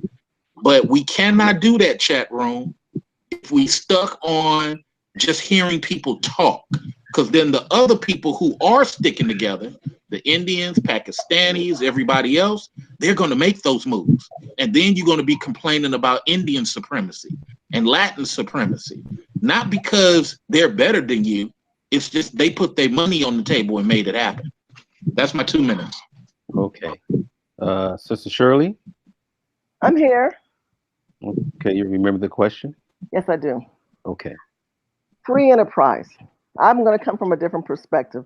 The Republican Party is a conservative, or I'm a conservative Republican. So what does that mean? That means I believe in free enterprise. I believe in free market. I believe that we as individuals, as many of these gentlemen have already said so graciously, that we believe in self-empowerment.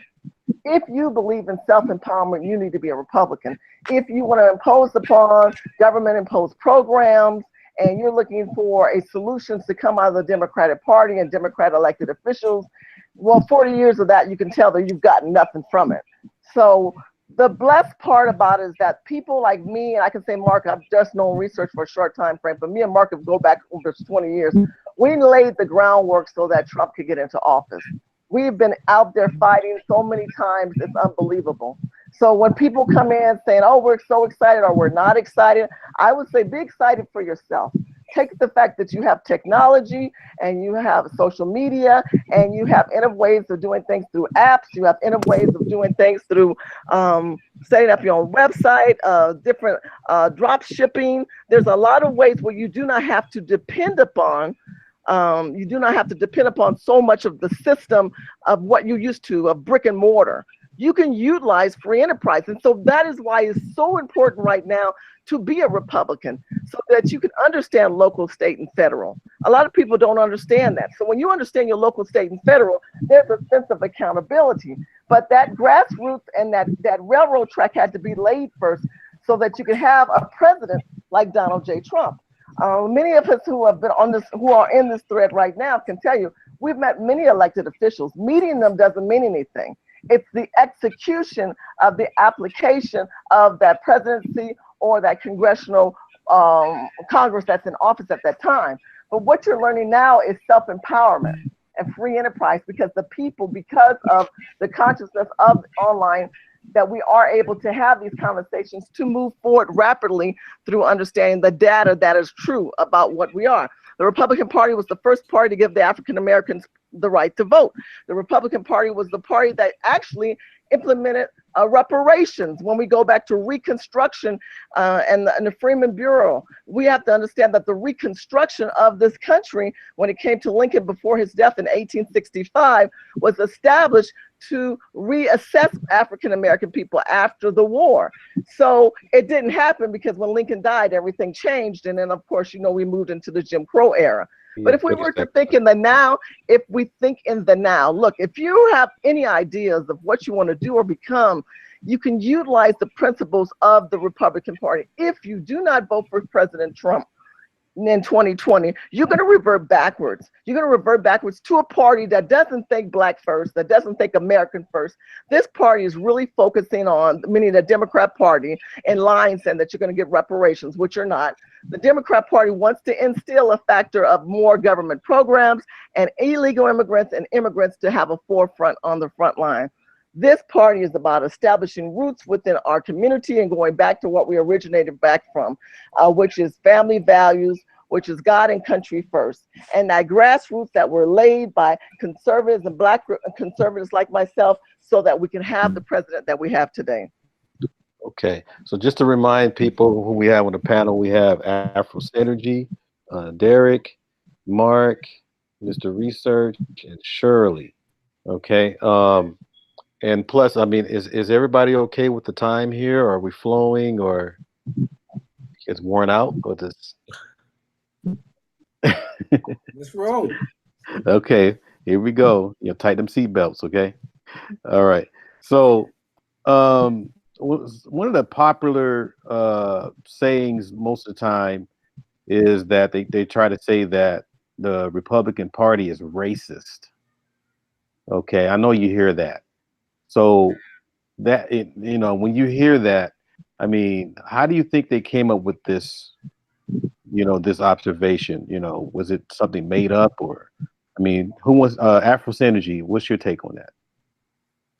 Well, prior to 1964-65, most African Americans, they were Republicans. Martin Luther King Jr. and many other African Americans, they were Republicans.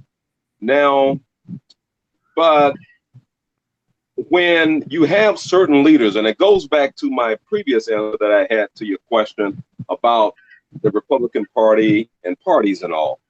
When you go back to that era and time, the mid 1960s, when you saw some individuals, certain individuals within the Republican Party, Barry Goldwater out of Arizona, and you saw others, and they were Republicans, and they were adamantly against certain things that related to the progress of African Americans. For example, some of them would be against the Civil Rights Bill, some of them in the Republican Party.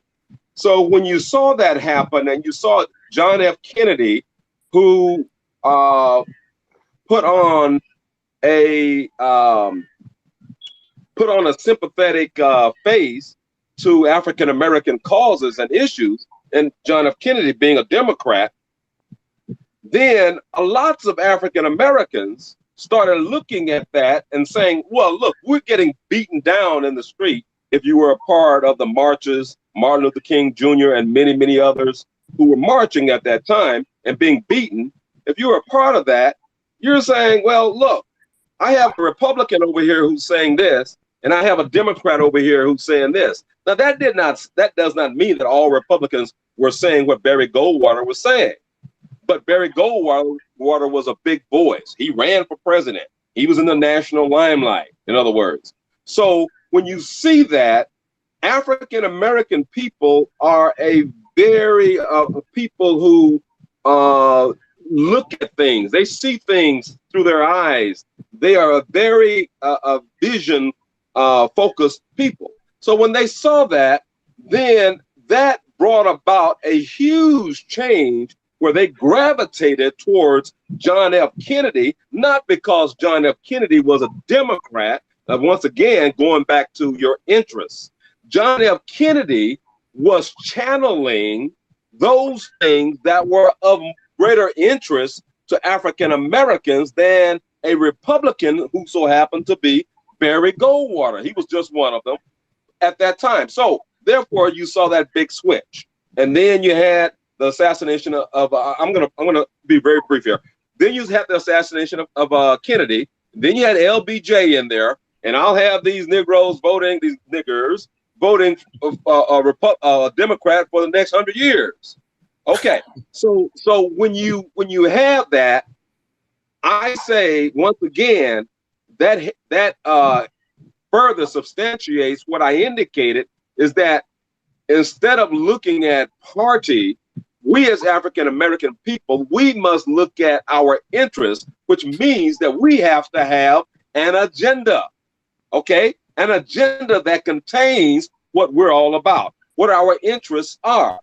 Then we present that to the Democrat, the Republican, the Independent, the Libertarians. We present it to all of these members of all these parties because we're now promoting our interests.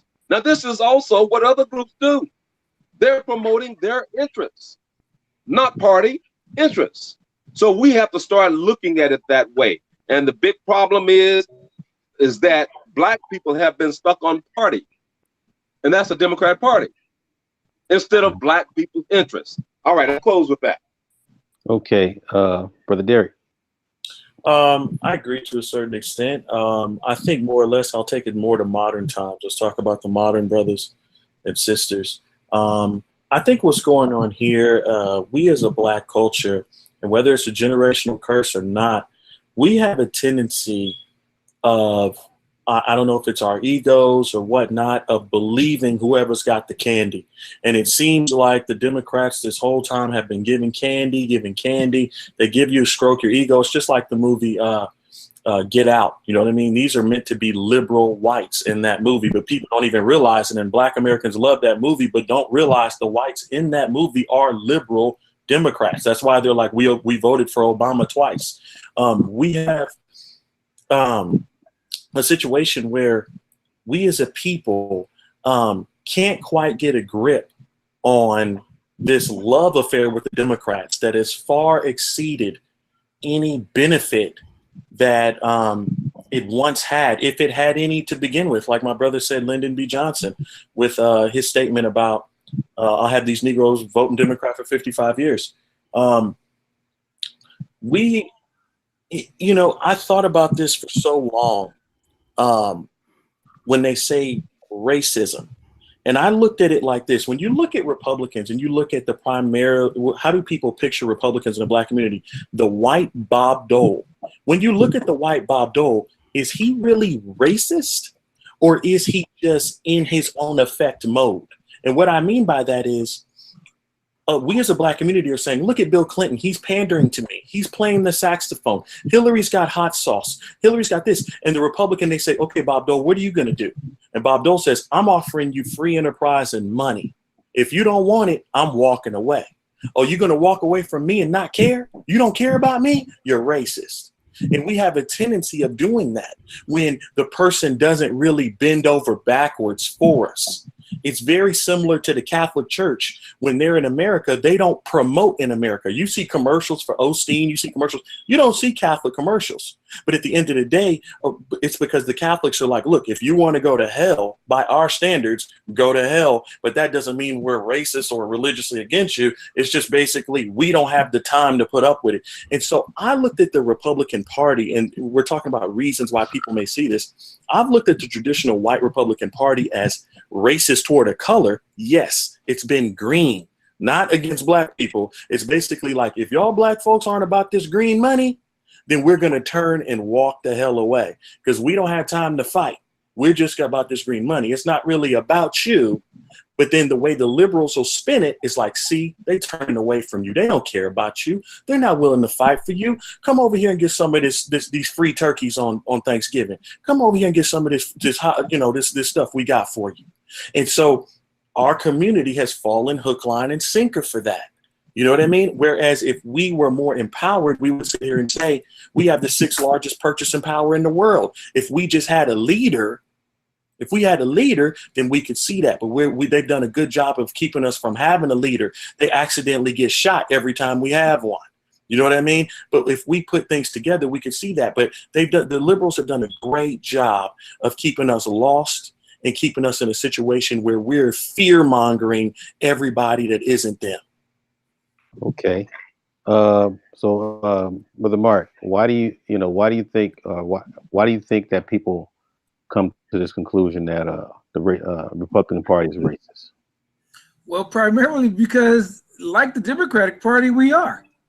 And I don't mean we as in me, but the truth of the matter is there's no institution in America that escapes the racist history of this country. Not one. You cannot join an organization. I don't care if it's the church. I don't care if it's a government institution. I don't care if it's an academia. I don't care if it's religion. Certainly not government. Every institution in America is rooted in American racism. The fact that Americans believe that all the races in America are now Republicans, that's just naive. That's naive, and that is the Black intelligentsia, meaning, in my opinion, the Black Congressional Caucus, which is nothing more than a lobbyist group for wealthy Black people. That's just them giving the races in the Democratic Party cover. Mm-hmm. See, there's not enough Black folks in the Republican Party to sell out to where the races in the Republican Party actually can gain something by paying us off. They don't already paid off all the wealthy Black folks in the Democratic Party. And so now they provide cover for the races in the Democratic Party. And I bet you my last dime that racism in the Democratic Party is much more rampant than it is in the Republican Party. Because because of what President Bush called it. President Bush called it the soft bigotry of low expectations. See, liberal Democrats believe that Black folks need them to save our souls. They actually believe that we're incapable.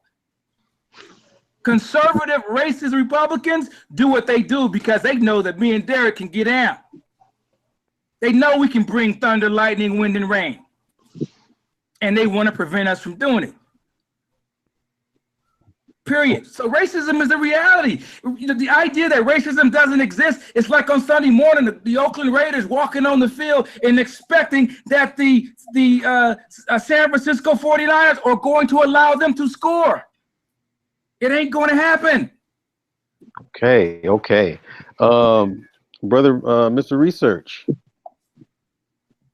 All right, keep mine under 2 if I can. So we for you guys in the chat room and you guys listening, you fans, we failed you. I'm gonna put that on my age group. We should have dominated more. We should have reached back to you guys more and gave you better information. We should have did less preaching and been more about what benefits you, especially you Black sons, so that you could take an anchor the way a lot of other nationalities have done. So I apologize to you fans and to you people in the chat room. We older Black conservatives, in my view, and we older conservatives, period, we failed you because we didn't do what was necessary to make sure you had a foothold. We fell in love with preaching only. But that's my view. That's just my view. Let me top off also that Goldwater was a libertarian. He was a coward who couldn't make it. He couldn't grow libertarian his party, so he ran to Republicans. Same thing with the coward Reagan. Reagan was a very popular Democrat who couldn't make it, got on public TV and begged Republicans, if you'll have me. And those type of people came to the Republicans and polluted it. In addition to the Australian Fox News, who came over and brought their Roger Ailes style of we're going to make it about pure white. It's even in the you see it in the television series now, where they're trying to reenact what some of the things Roger Ailes said. So for those of you who laughing about that, that is a documented thing. The last thing I'll say is that you guys in the chat room and fans, if you don't like what the anti-Blacks are doing, change it. Make some of these videos about dating into videos about Mitch McConnell. Make some of these videos about women into videos about policy. And then you won't let the anti-Blacks win. But it has become racist. It was the Southern strategy because they hated the Rockefeller strategy, because the Rockefellers were about working people that included Blacks. And for those who are interested in the documented reason, you look up the Southern strategy. That's my time. Okay, thank you. Thank everyone for try to stick in with the 2-minute thing, because we still got some things to cover, and I want to hear as much as possible before everything is wrapped up. Sister Shirley, it is your time. Okay, I'm here. Sorry, I had my phone on mute. It's interesting. We'll always deal with race in America. Race is something that will continue. That was before we were born. It will continue after we were born. It's just innate. There's only one race, the human race. There's different cultures of people. I always say that there's one race, the human race. But how those cultures approach each other, how those cultures interact with each other, now that's a different story. Or the history, or the historical ramification of those cultures, as these men have said beautifully before me, and how we as African Americans who are descendants of slaves were brought here as commodity goods, trades, and service. We weren't brought here as immigrants or illegal immigrants. I can say for my own people, I can't speak for everyone on this panel. So in saying that, you kind of know where you are and who you are and what you're dealing with. So this is the fact. If we don't understand the local, state, and federal operations of government, then we will not evolve as a culture of people. And many of our people, let's say we put parties aside, Republican and Democrat and Independent and Green Party or whatever party you're with. If you don't have the principles of the basics of saying, who is dealing with my school board, my water board, who's my senator, my congressional leaders, my congressman, you may not ever have access to the president of the United States. You may never be able to get into the White House because presidents change every 4 years. If it's every 4 years or every 8 years. But you know what doesn't change is that a lot of these people in Congress who have tortured us for the last 40 years, that we are not torturing them back by the power of the vote and the power of knowing your grassroots. I started Urban Game Changers so that we could hold elected officials accountable as well as ourselves. Urban Game Changers Conference is going to be amazing. A lot of men you hear on here, Mr. Research, you hear Afro Synergy News, hopefully Mark might be interested in coming. But the reason I put this event together that we've done in the past and now is that we talk about the current relevancy of where we are as a people, especially with the opportunity of technology and under a president that believes in business entrepreneurship. So if we're going to be focusing on race and racism and hatred will always exist. It's the energy that you put into it. So keep in mind, you have to think about your distribution of energy and reciprocity. Put your energy into something that's going to add value to you. Utilize the principles in the presidency of what he's offering, the policies, talk about the economic zone opportunity. But there's other things out there that this president has done great. Has he still a lot of ways to go? Absolutely, especially within the Black community. He came out talking about the New Deal. We are still waiting for the New Deal to come forward, and many of us have addressed that issue. But that comes from us pressing the top as well as the bottom to interact in our best interest. We do not understand that these people are going to do what does for them. But in order for us to get something out of any level of government, we have to come united and put our differences aside and understand what we can get out of government. Government is when we unite as a whole. Okay. So we got a few more and then we'll wrap it. But for those who are watching still, we have Brother Afro Synergy and we got BMT up in here. Hey, what's going on? Yeah, we've been expecting you. We got appreciate you coming, brother. And we got Brother Derek once again, Brother Mark, Mr. Research, and Sister Shirley. So, because I can't go over all these questions. You already saw them. I can't do them all. But I want to skip to this one though. To your knowledge, what is Trump's agenda for Black America, if there is one? Let's go with Afro Synergy. Well, what is Trump's agenda? Well, Trump's agenda is whichever one among us is talking to him about. We know about the prison reform. We know about that. We know indirectly about the agenda that relates to illegal immigrants, illegal aliens being here. And Trump has said that adversely hurts African Americans more than any other group. So that helps African Americans immensely right there. But with regards to Trump's agenda should be our agenda. That's why I say that we have to have an agenda. That's why about a year ago, I produced the African Americans National Political Agenda. We have to have an agenda to which we can hand over to various people who are running for Congress, who are running for president, and they have a check mark. Do you support this? Yes or no? Okay. That's the report card. That's a check card, the checklist. And then that is what helps us determine whether or not we're going to support them financially and support them with our vote.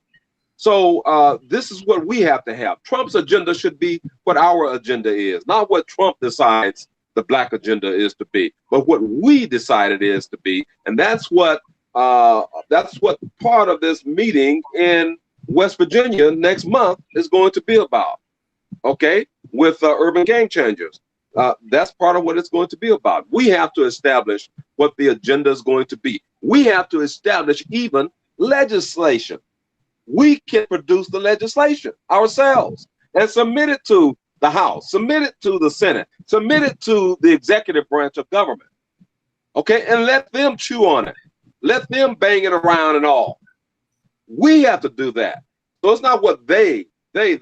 No. I don't use that word they that much. I talk about what we're going to do, what we must do. Thank you. Okay, I appreciate you. Brother BMT. Hey, what's going on? How you doing, Brother Art? All righty, all righty. You came on the tail end, but the question is, Yeah, if you do know of any of it, what is Trump's agenda for Black America? simple. It's more so a jump starting a heartbeat. Let's be for real. The Black agenda's been dead. Well, most of I've heard from a lot. We've been watching from the old to the young, and there's a big disconnection. The vein has been severed, where we don't want nothing to do with the agenda because the dream that they have of the older ones, the boomers, uh, we weren't included in it. We weren't included in the deal. It was more so of, well, I got shitted on, or I had this stuff happen from NAM and different other stuff. So you know what? Y'all gonna have to figure y'all shit out for yourselves like we did. So it wasn't like you didn't leave us a legacy. So now, it's like I call it the lost children, or the lost boys, the Lord of the Flies.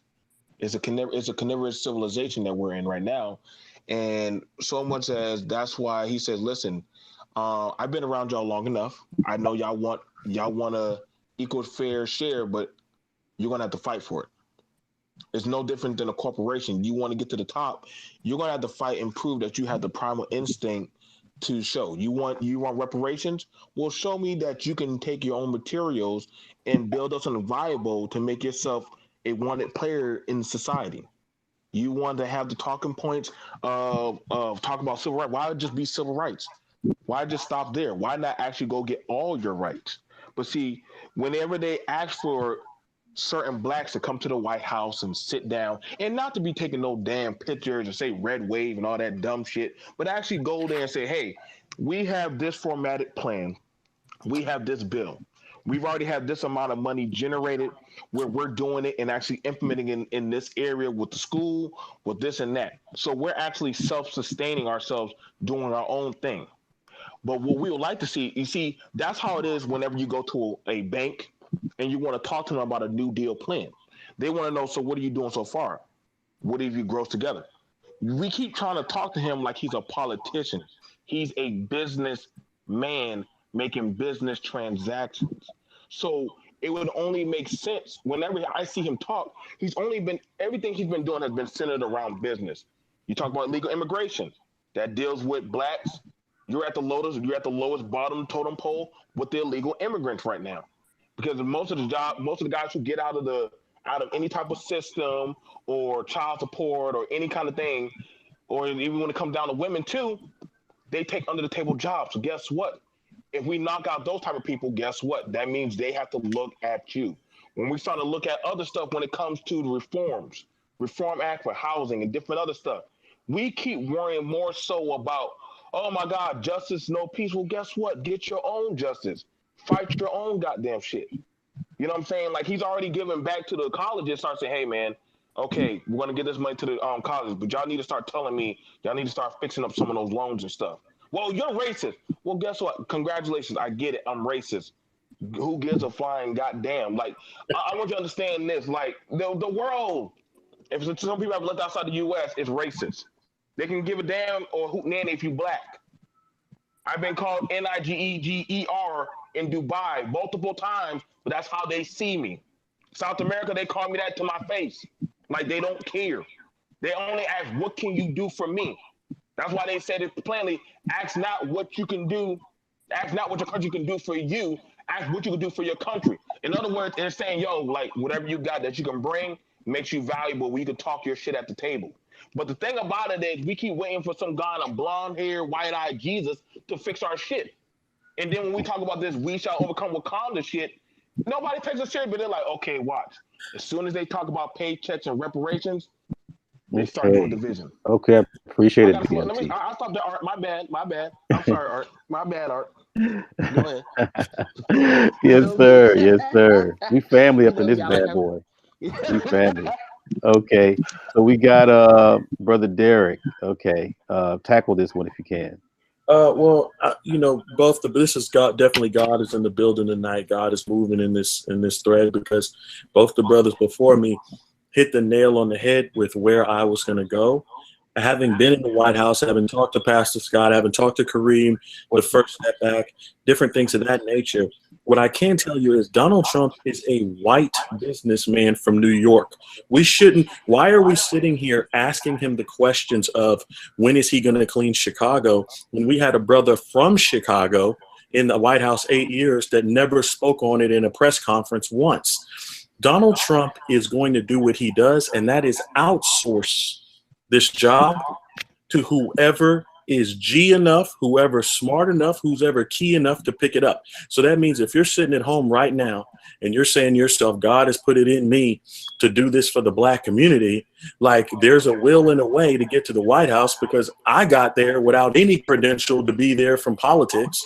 And you have your idea, just like the brother before me just said, you have your plan. It could get done if it makes him look good. That is his agenda, to look good at the end of the day.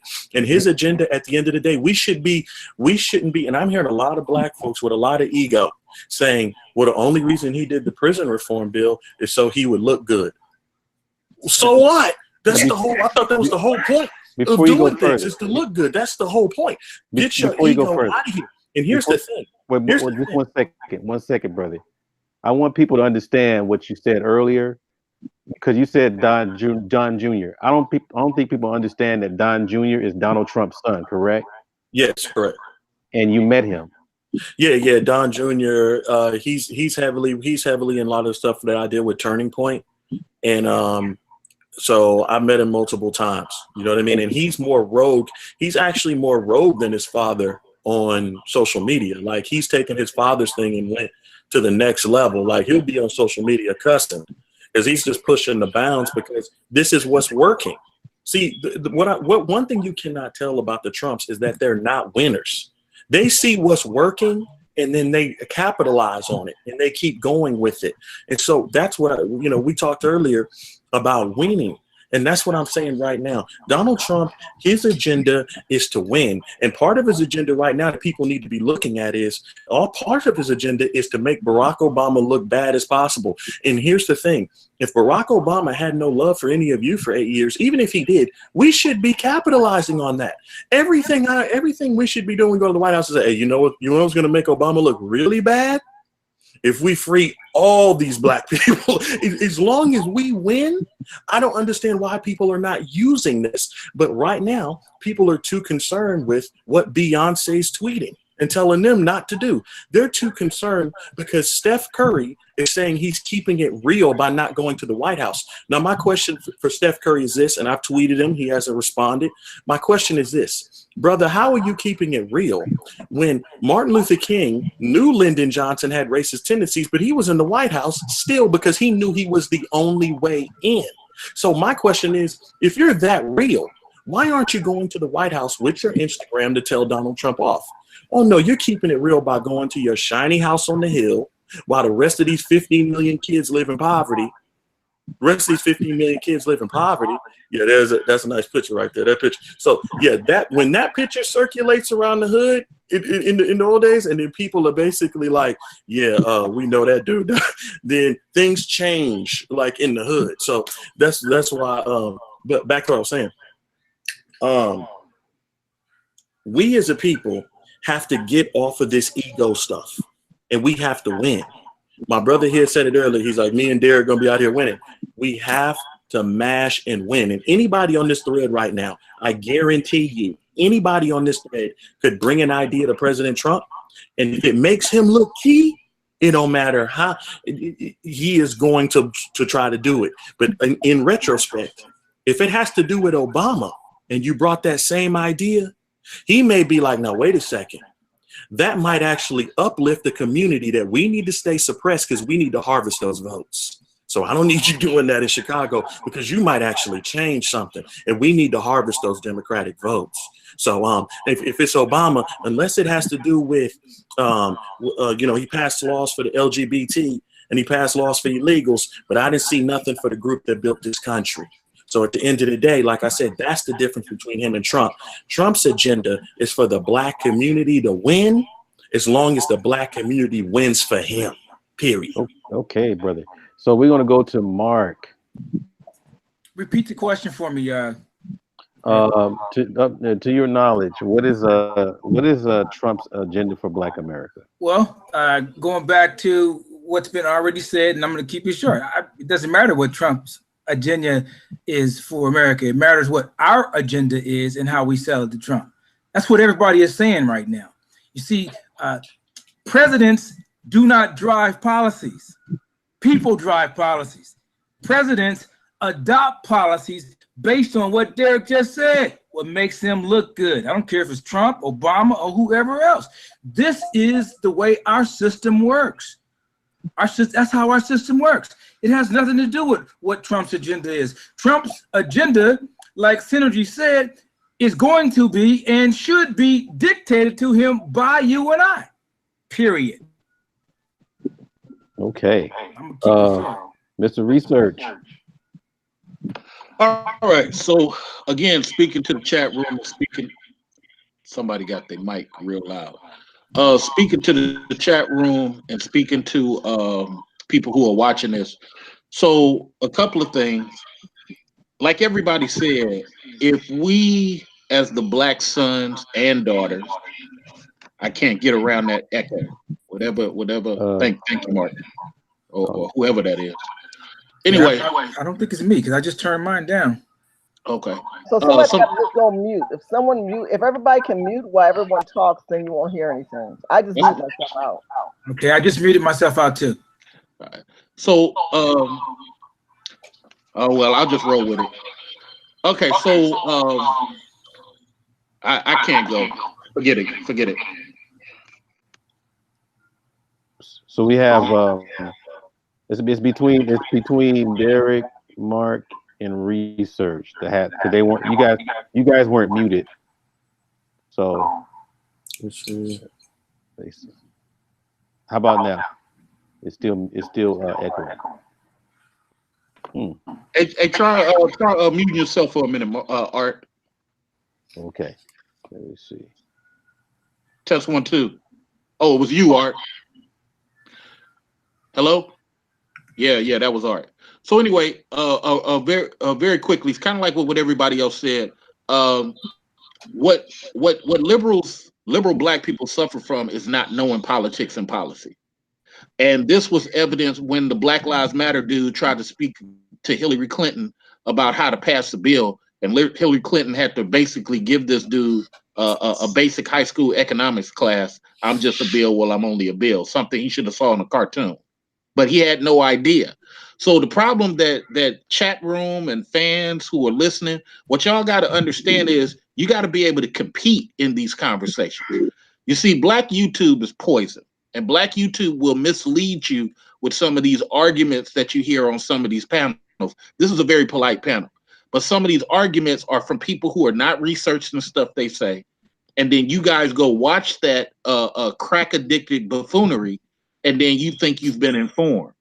You got to know policy so you can get on stage with your mayonnaise cousins and compete. Let's put up a couple of other examples. Like the brother spoke about Obama. Okay, Obama, his numbers were great, probably the third greatest numbers ever, because he had to undo what Dick Cheney did.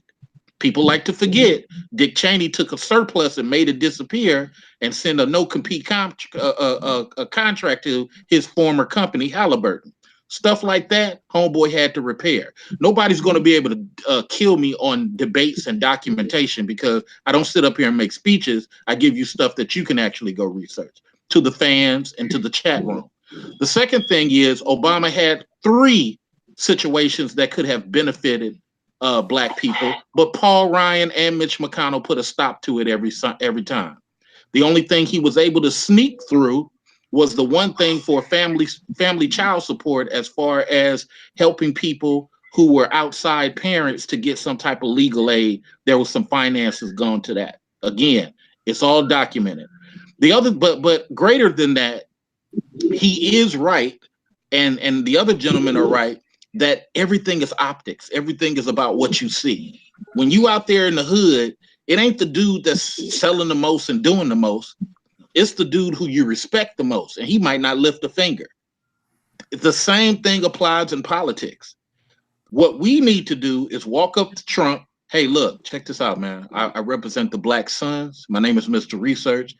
If we can get you to support the EEOC and just make a speech, even accidentally, about how you're thinking about putting more money behind the EEOC to help Black men get stop getting blocked on the human resource level. That's something Democrats are not talking about. So even if he just go mention it and don't follow through, it still does a great thing for optics, because what happens 2 years later, somebody heard it, and when they get in the Senate, they take up those type of bills. That's how it works. So optics are everything, you guys. It doesn't matter whether you like this dude or not. What you need to do is go to your local city council and vote out some of the people who've been sitting there all these years, because they're used to you complaining.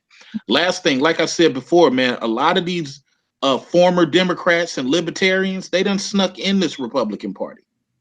They done snuck in and they done brought their sinister ways with them.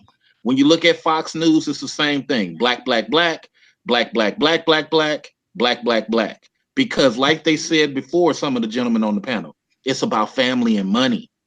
You guys think these folks don't like you. Part of that is true.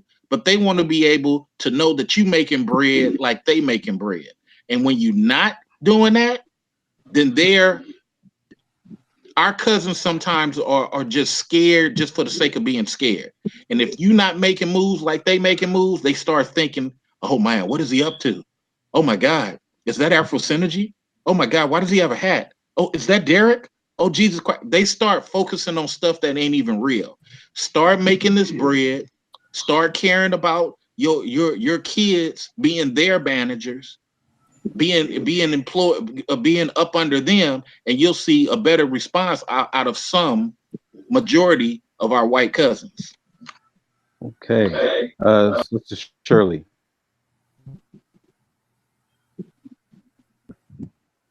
Yes, I'm here. Yeah. So, to your knowledge, what is Trump's agenda for Black America? So in 2016, as I stated before, I was the surrogate and the delegate for President Trump. I've met with President Trump. I know and I've talked to Tiffany Trump, who's also from California. So I'm very involved with the state and with the party and with the feds for a long time. I put a link, if someone doesn't take it down, I put a link of the plan that originated in 2016 with President Trump.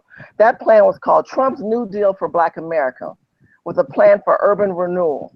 And he had different points of views. And one was, it had to do with great education through school choice, safe community, it had to do with equal rights, had to do with taxes, financial reform. And it goes on and so forth, and dealing with immigration within our community. That was the agenda at the very beginning, before he became Trump, before he became president. I met with President Trump's team at Trump Tower prior to him becoming the president, when I went up in December 2016. All this is documented. You can Google my name. You can Google me going up to Trump Tower with Omarosa. And when I spoke to her personally, I said, what is this agenda? She says, our agenda is to empower Black people. That's what she said at that time. In 2017, President Trump met with the Black Caucus. Now, you guys know the Black Caucus ain't gonna do nothing for us and never have. And when she put President Trump before the Congressional Black Caucus, they presented to him a thing they call the New Deal. No, we have a lot to lose. Now, I did a long video on this. You can go to my YouTube channel, Shirley Hussar, and you can watch We Have a Lot to Lose, or not, sorry, look up Omarosa Buffoonery. That's how I named this video. Omarosa Buffoonery. Okay, so I told you he became president. That we were the first people on the agenda for him, by the way. People don't remember this, but I do. We were the first people in January 2017. When he met with Omarosa and the Buffoonery clan, They said, well, we have a lot to lose, but we're willing to listen and hear what he has to say. We realize that our people are in crisis, blah, blah, blah. They came back later on and they said, we don't want to work with Mr. Trump. They tweeted out, the Congressional Black Caucus did, saying that they no longer want to work with the president or President Trump, and that the black people don't want anything from Trump. So at this point, we were at a dilemma, because I'm thinking, well, what's going to happen now? Because she put these crazy nuts before the president, which is the Congressional Black Caucus. Then she's working with Daryl Scott on this diversity coalition, when we know that we need to deal with the interests of the black people as a whole. Daryl Scott is part of the diversity coalition. I'm not caring about diversity. I live in diversity. I live in a war zone. No one understands what I'm going through unless you live in the state of California. I can't listen to nobody tell me about immigration, because you don't live here. You don't know how blacks are being emasculated. You don't know how black people are at 6%. You just come here and leave and think you're going to get a check. That don't work in my books. But I will tell you that what has not happened from President Trump is an agenda. The Latino coalition, though, they doing really good. Trump has worked with them. Trump has worked with the Chinese people with the economic opportunity program that he did for the Chinese and the Pacific Islanders. Trump did a deal where he did the missing island. No, I think it would have to do with the, the people in Alaska. He did a missing day where he allocated $300 million for 2 years with them. With the Latino community, they've been rolling ever since Obama. In 2015, they were able to acquire $125 billion from Wells Fargo to empower their communities and to work with the realtors of the Hispanic community. With the Chinese, they've also been able to do with the Pacific Islanders, when they were able to advance a generation of immigrants and illegals of Chinese through Paper Sun.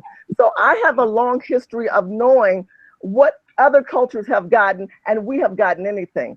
Where we're feeling right now is that the blacks who have access to President Trump are not working in our best interest. What they're doing is talking about economic zones, especially when I hear these pastors. These pastors are not realtors. These pastors are not developers.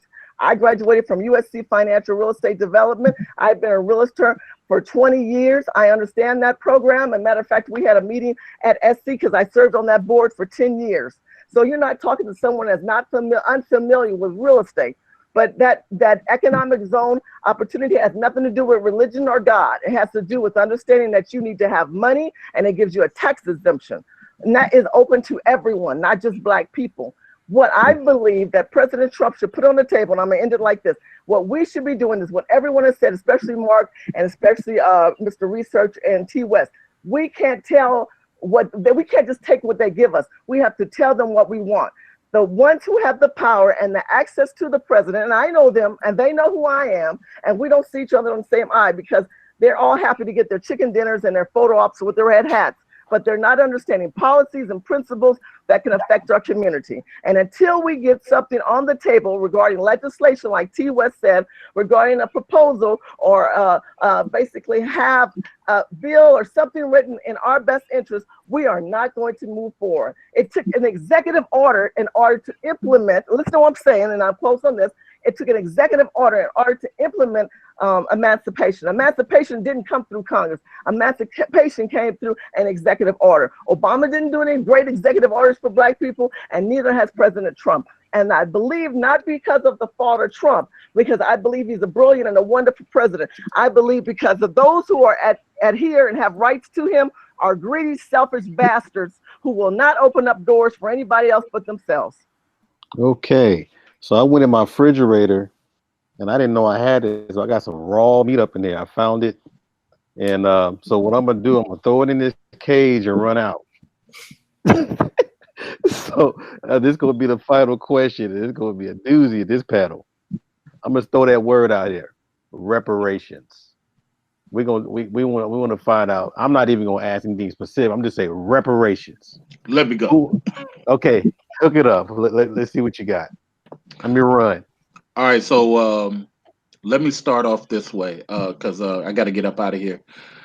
Reparations is simply this.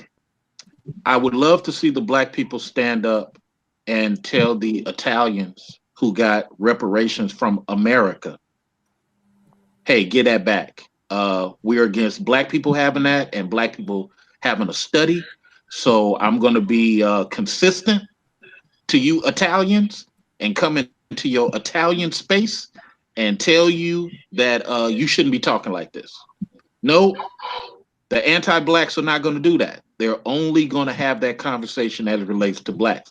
Let me also go to the anti-blacks and say, hey, can you go over to the Polish people who got put in Palestine back in 1940, 42, and tell them all the money you've been getting year after year, give that back. Because we, as anti-black speakers, we go to the black people and tell them that we don't believe in reparations. It's stupid to even have a study. And you Polish people, I'm coming into your space and giving that back. I'm saying the realest thing ever, because people who are against this conversation don't want to acknowledge that it's happened before.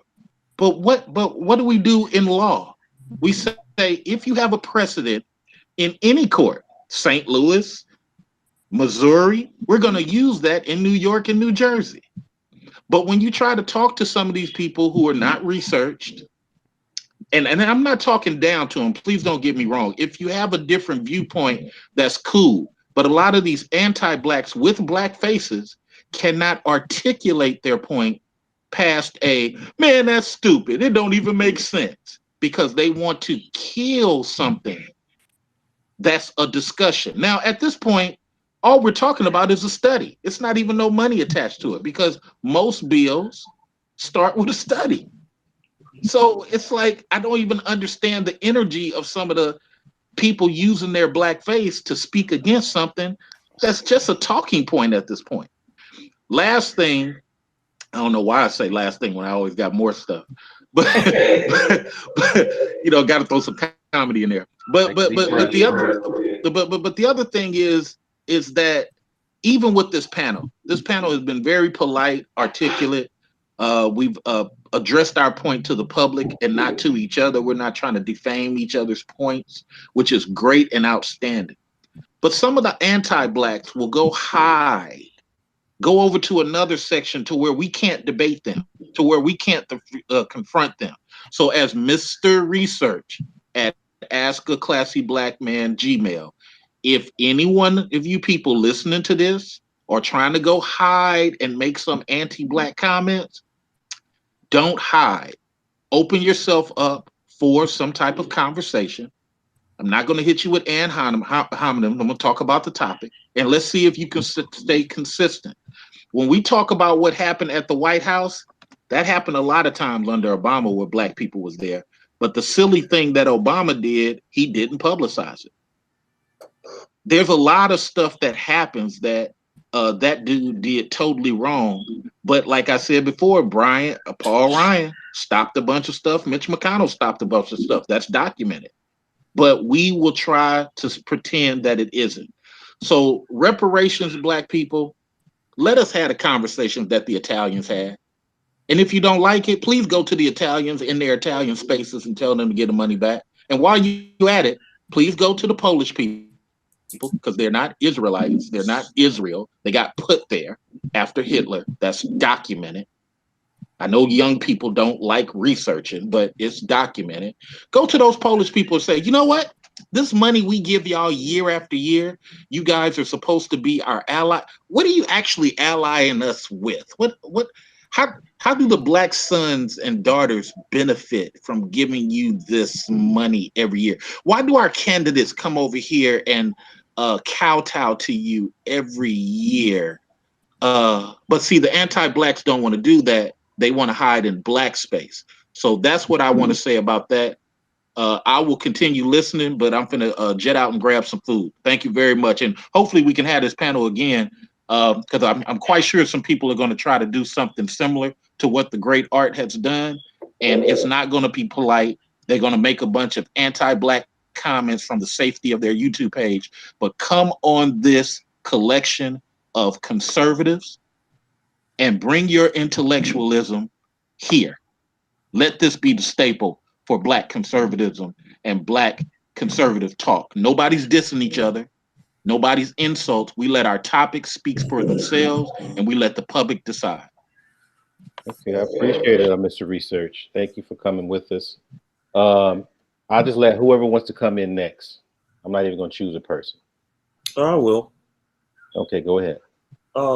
My thing is this: I come from a little bit of a different place, and Sheila Jackson was the first one who told me to tell all my people to check out her reparations package, and that was what Black folks needed to look at, and this, that, or the other.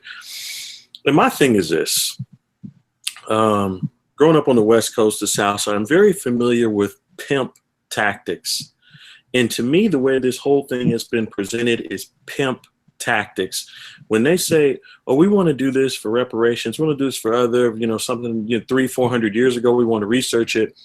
I see something to where if we start researching this, who knows how many years it takes? Who knows how many white people are actually related to slaves? Who knows how many how this thing gets divvied up, how this thing's whatever. It's so muddy that it almost reeks of the man who tells a girl, I want to buy you a Mercedes, I want to buy you a Ferrari, I'm putting it in there. And then the loan officer says no because it's impossible. And he goes back to her and says, well, see, I would have got you all that, so give me credit for it, but you knew it was never going to happen. So my opinion is, in reality, what I told Miss Jackson Lee is I said, look, why don't we talk about something tangible, Miss Jackson Lee? Like, if you really want to talk about something in that world about benefiting Black people, why don't we talk about putting forth something for the way Black people were treated from 1920 to 1964, the Civil Rights Bill? Because one, this is a nation of laws. And one big thing we'll have there is we actually have people alive that can testify. We have people alive that have seen their parents hung. We have people alive that have seen their parents get water hosed. These things can legally stand up in a court of law, and we can sit here and have damages. So it can be a legal precedent. When we start talking about things like, well, slavery, this, that, or the other, all of a sudden, as this thing varies on, you'll have people fighting against it saying, a fourth or half of the Black community is actually related to the slaves that sold them into slavery. So who actually gets what? It becomes so muddy that it never happens. But again, I told you guys before, I'm about winning. And to me, the fastest way to win is to sit here and say, okay, I want to solidify this down to the time frame of 1920 to 1964, so we can actually do this legally and make it happen for real. Because the other way, it just seems like a nice dog and pony show. That they'll find a way to go around it. They'll find a way to say, well, white people are related. They'll find a way to say that, what about the octoroons, quadroons? Like, they'll find a way to just come up with so much stuff. And you could be looking at a decade before you even get any type of restitution or thought of restitution.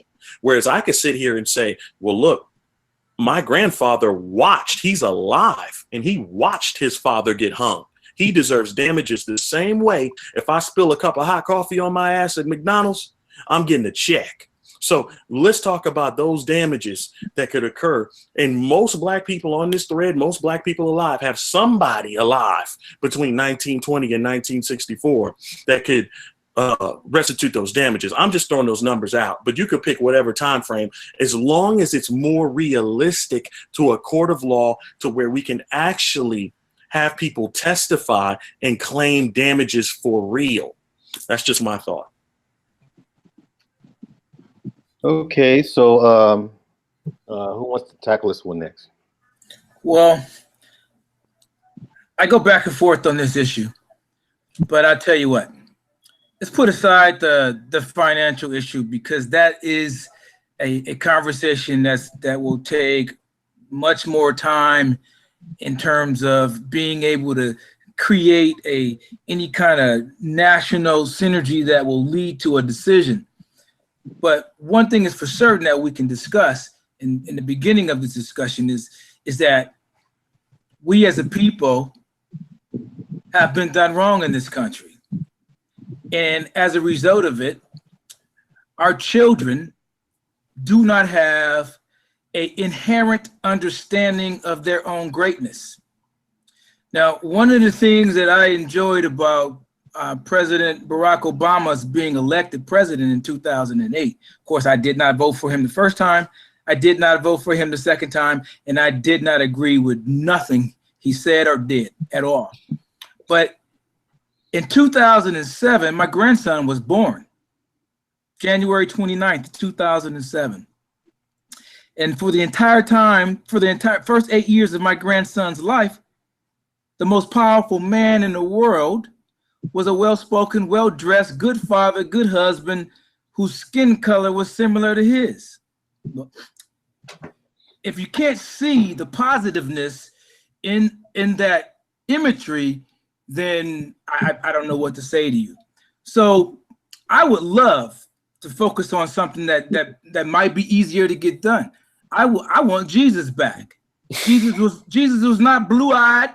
He didn't have no gold hair.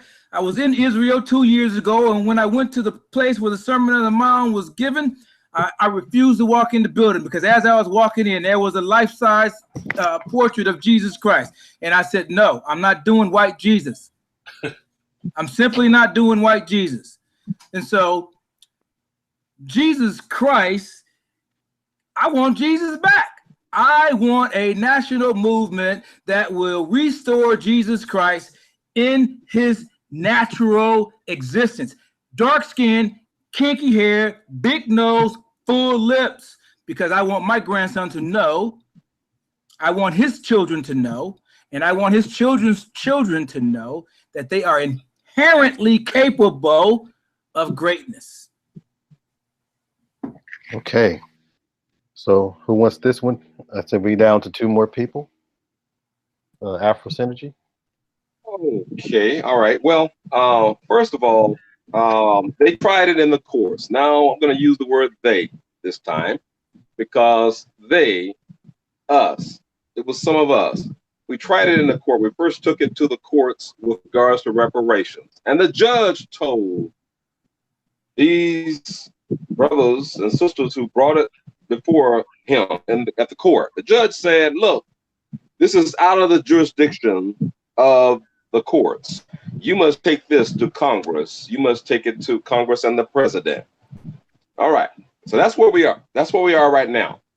So about taking it to the courts, no. You can always take a grievance for those who are living right now. You can always do that. You can always file a lawsuit if you got the money.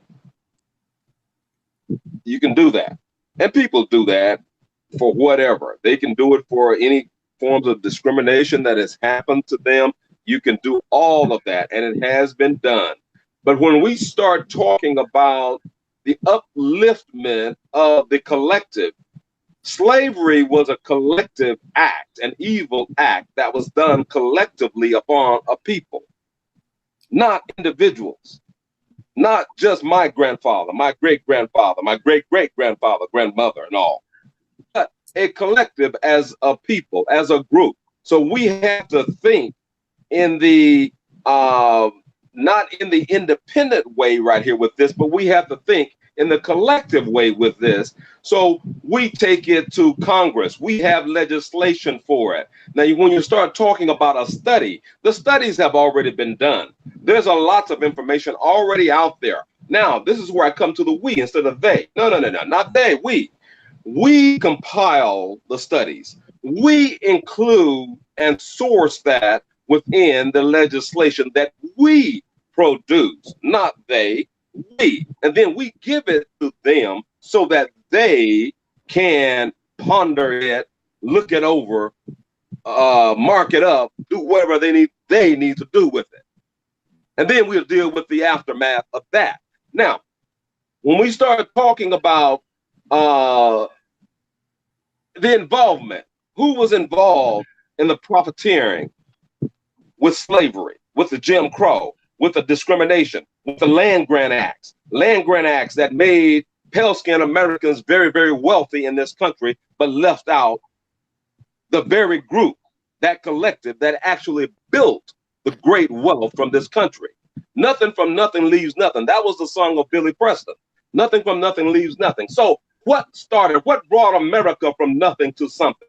It was the agriculture area. It was bringing the best farmers, stealing them from Africa, bringing them here so that they could farm the crop and all these cash crops and earn huge profits. And then from the agricultural revolution, that wealth was then put into the industrial revolution. That wealth was then put into the computer technology revolution. That wealth is now being put into the nanotechnology revolution and being sold out because manufacturers and all where that money went, all those manufacturing jobs, most of them went overseas, went to other countries, so being sold out. So, but that wealth, there was a promise made by the U.S. government.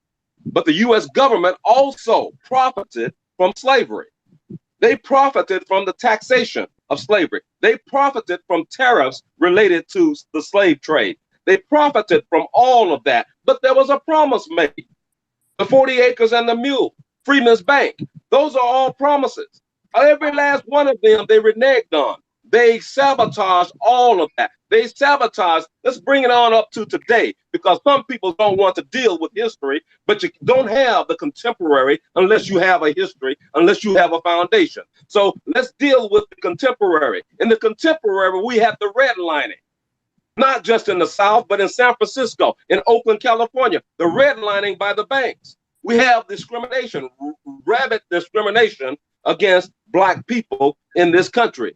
That is still going on in this country. But the U.S. government promised, they promised, that's a documented promise, that we will give you, after the Civil War was over, 40 acres and a mule. General Sherman, 40 acres and a mule. Jesuits assassinate Abraham Lincoln. Andrew Johnson becomes president, a Democrat, by the way. He becomes president. He reneges on that promise, and then eventually the Freeman Bank, it collapses due to mainly white men who are within the Freeman Bank, okay? It collapses. So these are promises broken. So we have it, it's documented. And now when we start talking about the mixing and all about who's Black, who's white, those things are easily solved. We will do the heavy lifting. We will be the ones who work that out. That can be worked out within a few months, a whole program for that. Because when you start looking at destitution, when you start looking at descendants of those who came out of slavery, most of those people, in some way or another, they will be destituted, if not financially, mentally destituted, because slavery, chattel slavery, over generations and generations and generations, that affected people genetically. It went into the genes. That's why, another reason why you have so much killing among Blacks in this country today. All of that is the result of slavery, of Jim Crow, of lynching, of losing things, being burned out. Your homes, you build Black Wall Street, you build Rosewood, you build many other, hundreds of other Black communities across this country, and you're burned out. You get tired of starting over and over and over again. You have new groups that come into America from other countries, immigrant groups who come in here. They don't experience any of that. They never experienced any of that. The only group of people who experienced that over generations were African Americans. So we have a good case, and we are the ones who must push that forward. When let me say this and then I'm done. When Mitch McConnell said that, no, you've already gotten your reparations, or affirmative action was your reparations, or Barack Obama was your reparation. And Barack Obama, his family was just like my family. His family owned slaves also. Okay? When they say things like that, that means that we are, in fact, moving forward. Because before, you would never have a Mitch McConnell, a Republican, having that conversation, having a press conference, and using the word reparations. Even Donald Trump used the word reparations. And Donald Trump said exactly what I said he was going to say. And I had said before Trump said it, if it ever comes up to Trump, Trump will use the word interesting. And that was one of the first words that Trump said, interesting. In other words, he did not totally dismiss it. Okay? So we have a job to do. We, not they, we got a job to do. I'm done. Okay. And Shirley, you have the last one on this one. Reparations. Reparations is a term and used for the Democrats to acquire votes for 2020. Reparations have never been part of their agenda. They've been elected officials, meaning Congress, for 20, 30, 40 years, and they've never cared about putting forth a legislation that's going to work in our best interests. But if we talk about reparations in its truest form, reparations is first and foremost for African American descendants of slaves, not black people, not immigrants, not black people whose children came from Jamaica, Africa, and then they hopped on the train. Reparations, as far as going back to the Civil War, not 1920, we have to go back to the Civil War. We have to go back to 1865 because that year was very potent. And T. West explained that year to you, where Lincoln got assassinated. Then the Democrat vice president took over. Then he pulled it from underneath the rug because the land and the food and goods and trades and services that were never able to be given to African American people was supposed to be distributed towards us, but it never got distributed. It got reverted back to the white slave owners. But the question among the generation today is, well, why do we have to go back and focus on slavery? We're not focusing on slavery. We're focusing on the fact that you have an inherited right to a foundation that was laid by the blood of the ground that you walk upon. And our event, Urban Game Changers Conference, we have the data, and me and T. West have been working together, as well as Mr. Research. We have the data, how you can research to see if you are a descendant of slaves. We also have the information where you can take with you to take it to the next level so that you have a passport that you deserve your rights from compensation. So I don't like to use the word reparations more than compensation, because there's many things that we should do that has not been doing. Someone said in the chat room, which is true, there's a point where you have to think about, do we have to sue the federal government? That's just a thought, I'm telling you, because we do have legal repercussion towards what was done to us. They have calculated us and pulled the rug out, Black Wall Street, like we said before, when we talk about the Civil War, which they said they were going to give us, when we talk about Jim Crow and the land that we didn't get and how those black people were killed, we talk about now in civil rights in the 60s, where you now have everybody claims to be a minority, the white woman, the gay man, the lesbian, the transgender, everyone's claiming on our backs, meaning the laws that were allocated towards us. And until we come together to understand the perspective of these rights, and that we have the rights to own our own rights, then we're not going to move forward with any of this reparations. So should we receive reparations? Yes. In what form do I believe? I believe that you need to do just like the Chinese did. They just was able and made to acquire an economic empowerment. I believe just like the Latinos, we need to have the Latino coalition. But what has happened under this administration with the blacks who have access to the president, they do this thing called diversification and coalition with other cultures. I don't give a rat's ass about other cultures. I care about the African-American community. And right now, there's no one in the White House that are really focusing primarily on black people. They're all about this inclusiveness. Well, I live in an inclusive state, and I can tell you this inclusiveness doesn't work in a state that is basically segregated by other cultures who come here and make us the last thing on the totem pole. I got black men and black women are homeless and families on the street. Ain't nobody caring about that. Everybody want their photo op and their chicken dinner, but they ain't putting themselves out on the street. Put your ass out on the street and start dealing with the people. Urban Game Changers, August the 21st through August the 25th. Go to urbangamechangersconference.com. urbangamechangersconference.com. See some of our speakers. We have YouTube followers and YouTube viewers combined together over 5 million subscribers. So we reach hundreds and thousands of people. We are in 15 different states with 15 different states with executive officers on the ground. So it's a combination of social media, but activism. It's one thing to say you're active, but it's one thing to implement it and be part of it. Hey, and before you go again, Art, let me say again, for the anti-ADOS crowd, I understand you have an opinion and you have a voice. Love it, because that's what we all need. I'm not dissing you, but I need for you to use that same energy when the Polish people, the Chinese people, all these other people do what they do. I need for you to have the courage to go over to those spaces and say, hey, I said this to the black community. I'm going to say to y'all, pull yourself up by your Italian bootstraps. I'm going to say to you Chinese people, stop coming over here. We repealed the 1950 law. We finally let you Chinese people have some land. but y'all not even doing it the right way. I, as a black person, I normally speak in the black area. I'm finna come over here to you Chinese and tell y'all, stop doing this type of stuff. Start having courage as far as policy is concerned. If you're against this policy, don't only be against this policy because it's a black issue. I totally agree with that. Can I add one more thing? Okay. And keep in mind that this president, meaning President Trump, has already allocated money to other cultures. When people say, oh, no, that's not true. I say, oh, no, of course it's true. Look at the economic empowerment that he did specifically for our Chinese and the Pacific Islanders. Look what he did for the people in Alaska, where he did the Missing Children Girls Day. All this was done in May, where they were able to get $300 million for 2 years for their culture of people.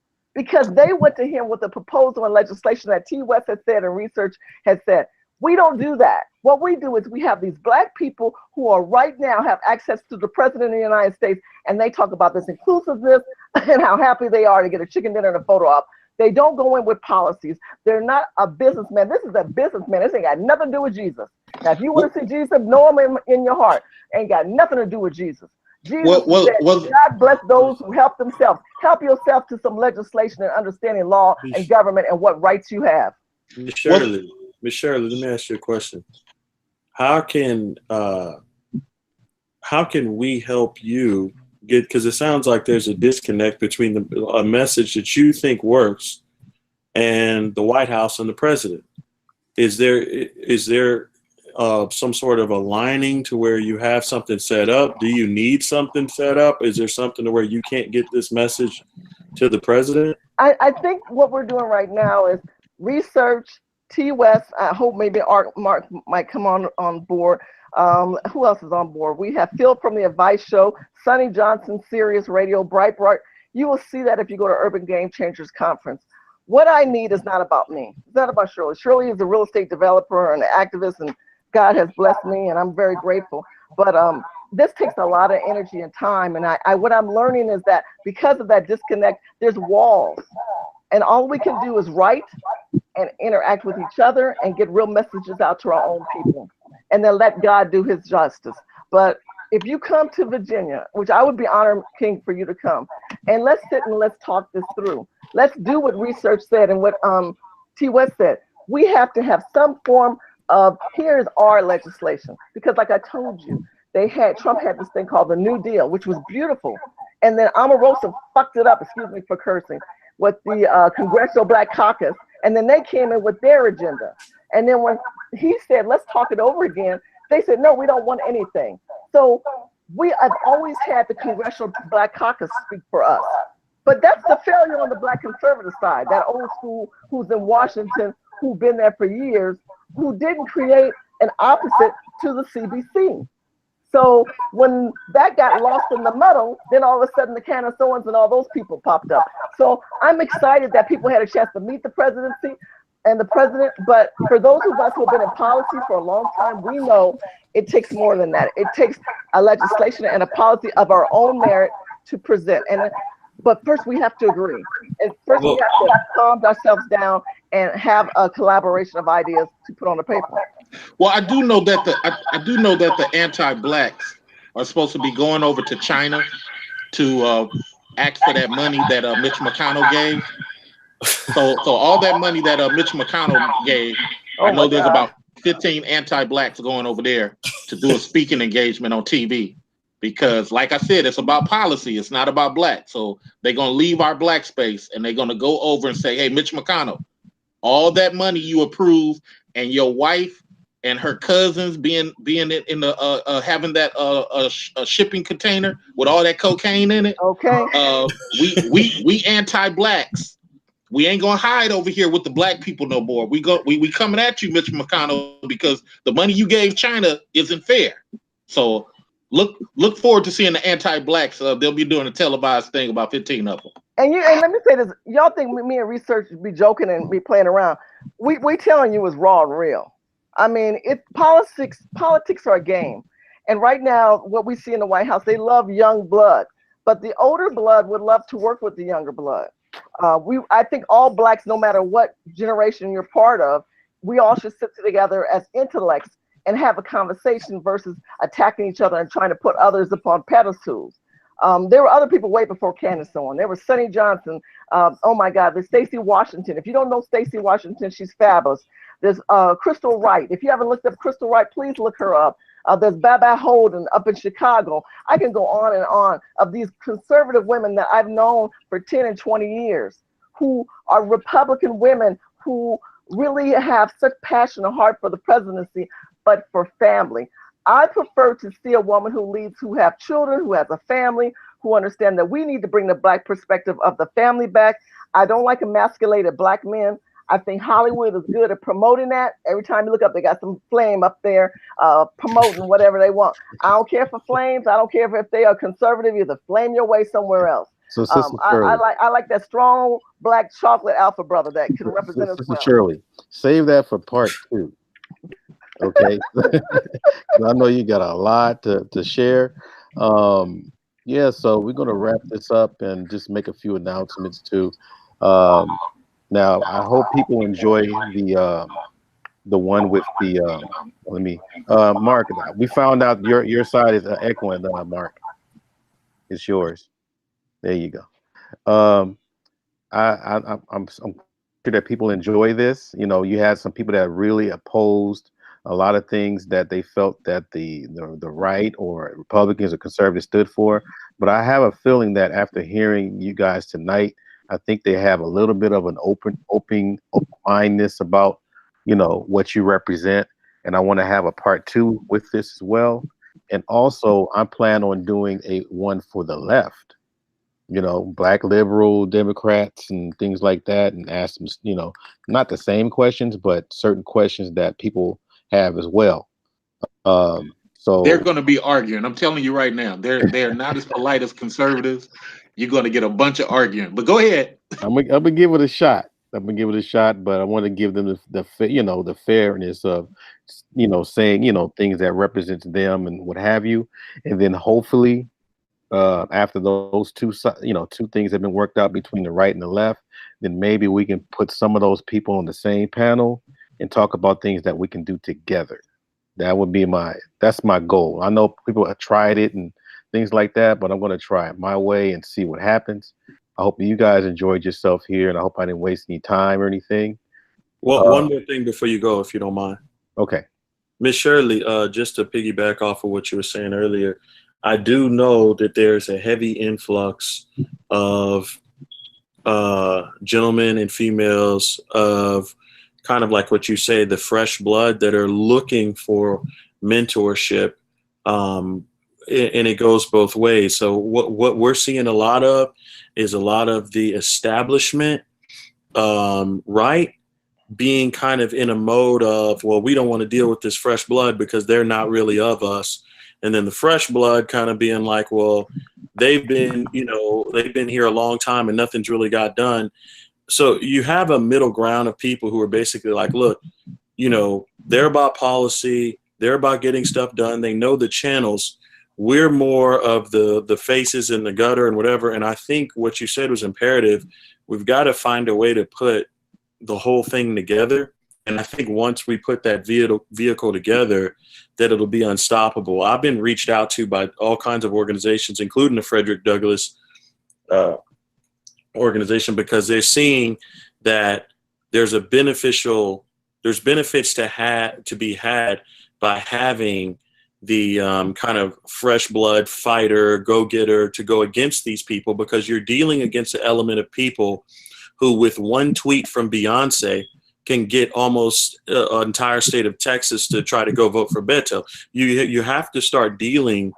We have to use different tactics, in other words, you know, so we have to kind of come together. And I feel with established women like yourself, fresh blood as well, that this movement could be unstoppable. We just have to put it together. So you guys are killing. You guys are killing. Hey, wait. You guys are killing my part 2.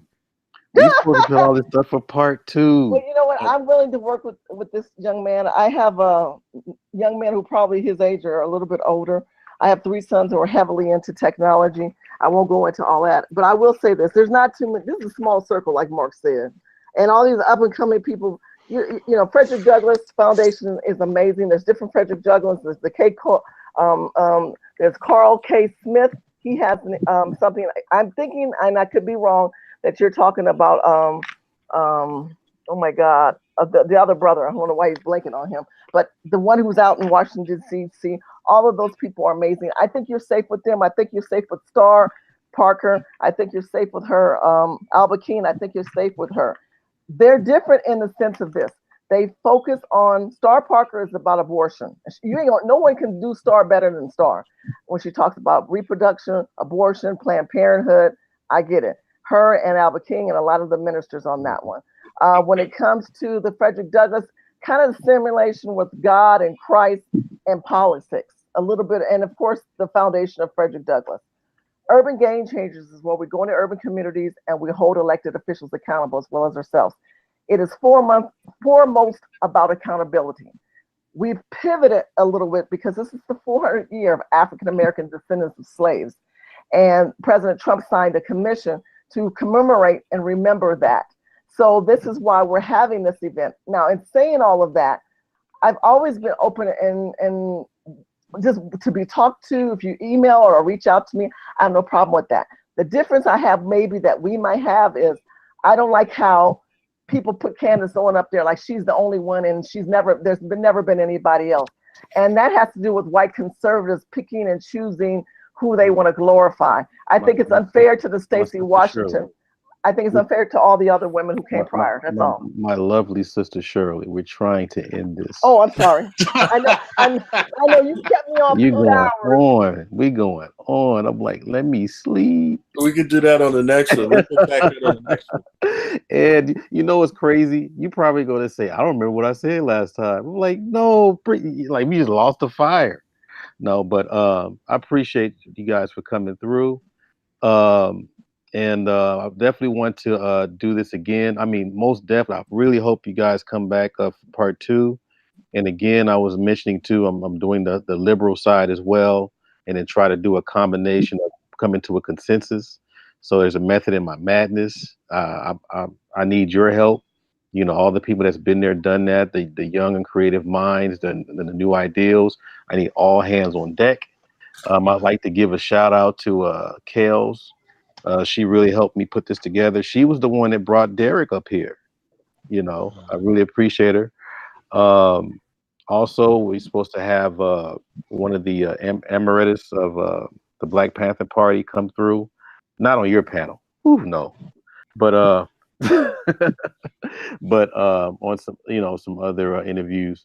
So anyhow, without that being said, I would like you guys to say your last words. Please keep it brief.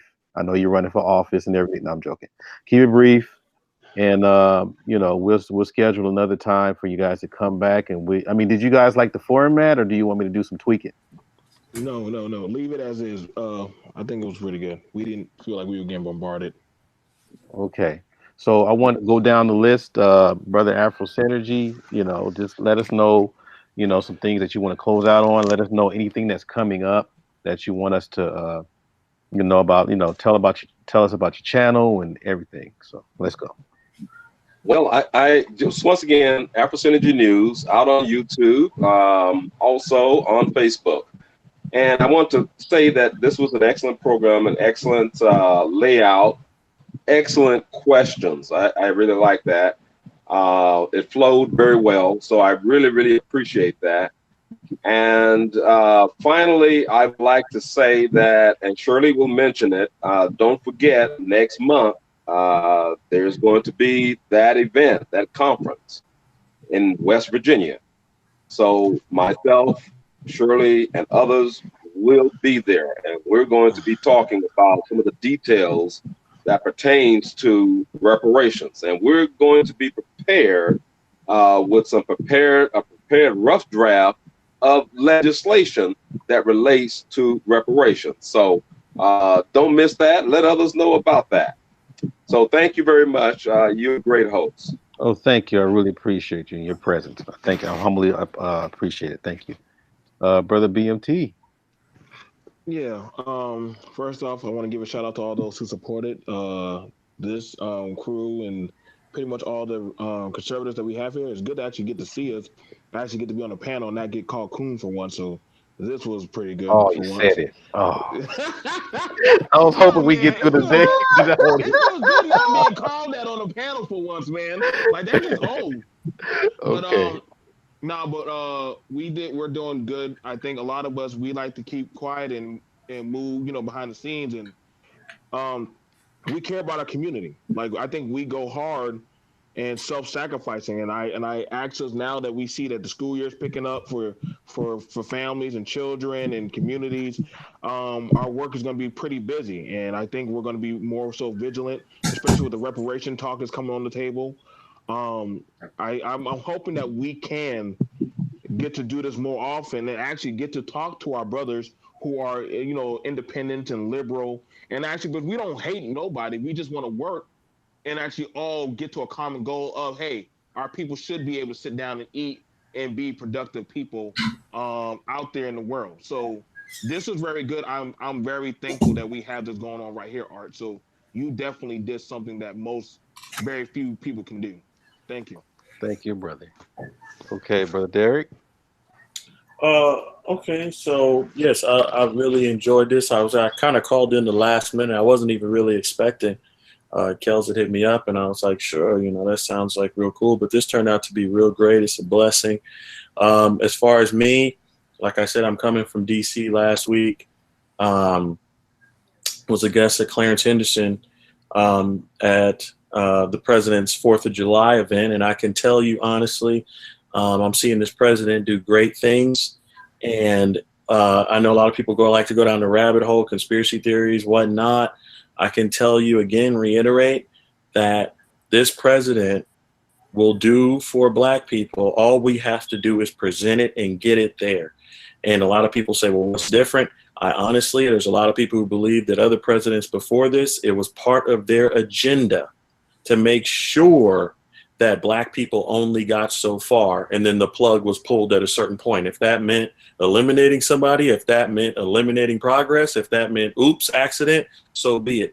I can tell you right now that it appears that this president, all you've got to do is get your stuff to him. That's why when I hear Shirley say that, I'm like, look, man, well, whatever we got to get, let's find a way to get it there. Whoever else, let's find a way to get it there. Because if it gets there and it looks good, I think it'll push through. So for me, like I said, next week, I'll be in Miami working on some stuff in Miami, and then some other, other stuff going on. But I look forward to seeing all of y'all and working with y'all, because this is a small circle, a very small circle. And this is a legacy move for, I think, everyone involved. For me, a lot of people talk about money and people are talking about doing this. For me, this is about legacy for me. This is about doing something that can be remembered.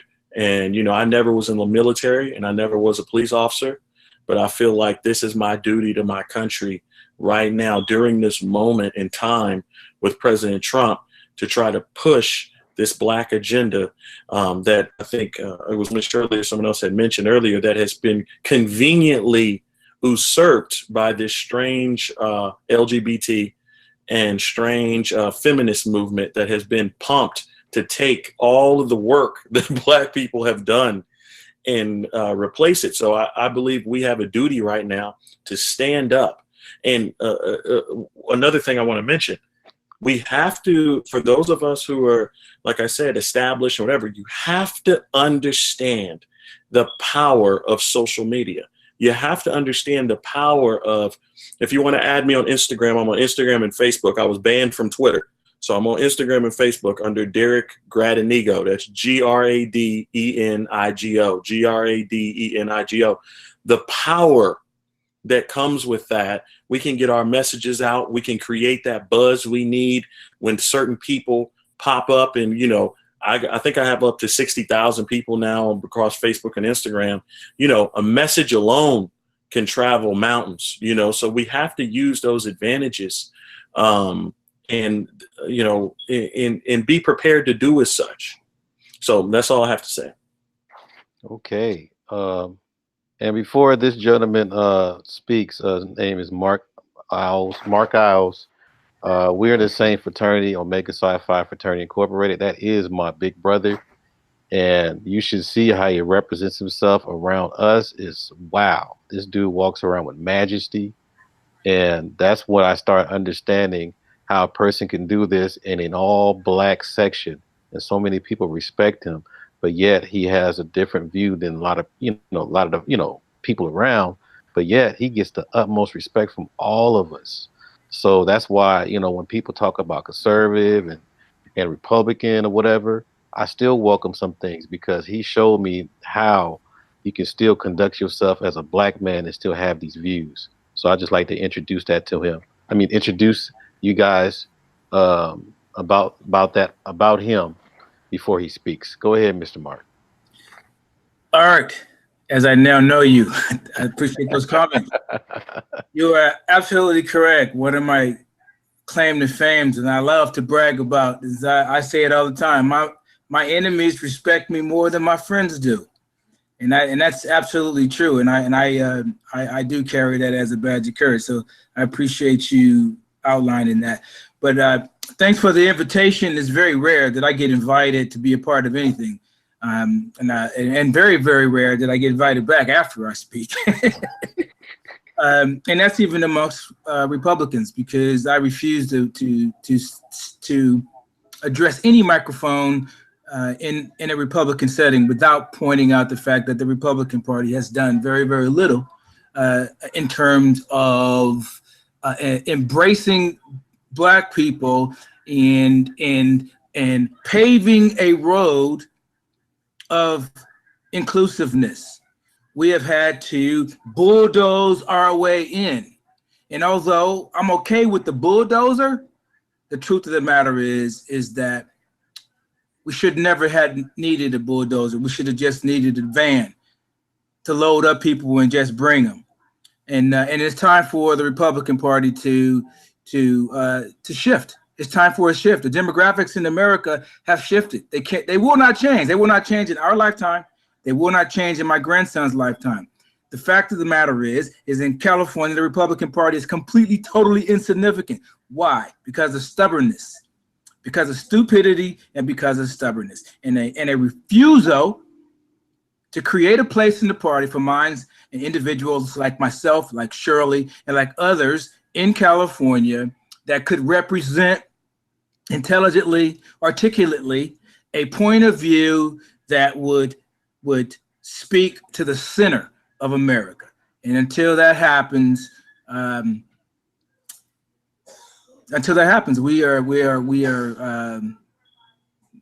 got work to do.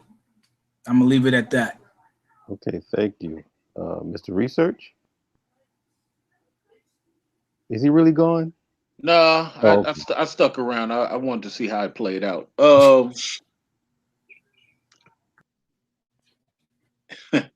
You know what? I'll say this, man.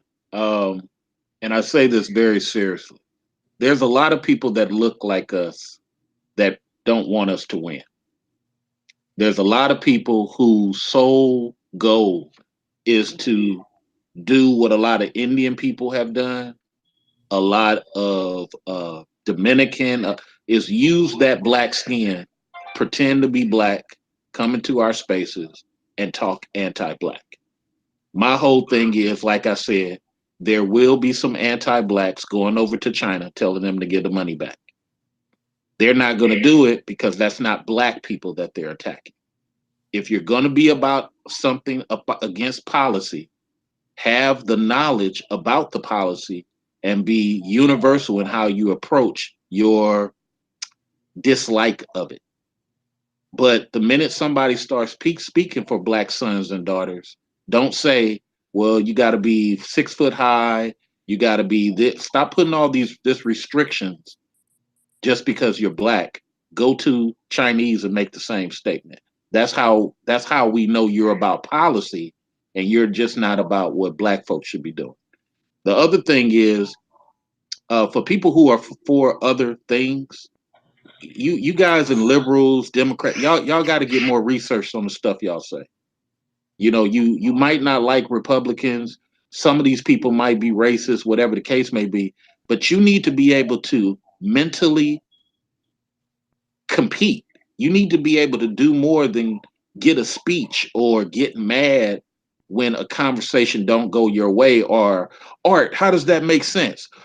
For is not spelled FOR. For is spelled FOUR. Sometimes you guys say things that make you feel as if you're not part of the conversation, but y'all gotta go research more. You gotta go get at your situation more so that you can come in these spaces and not only give your opinion, but be correct in the information that you provide.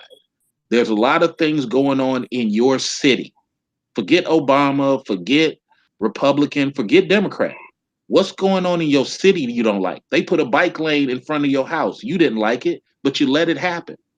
They granted all these building permits. You didn't like it, but you let it happen. You guys got to do more than just talk. And here's my final thing.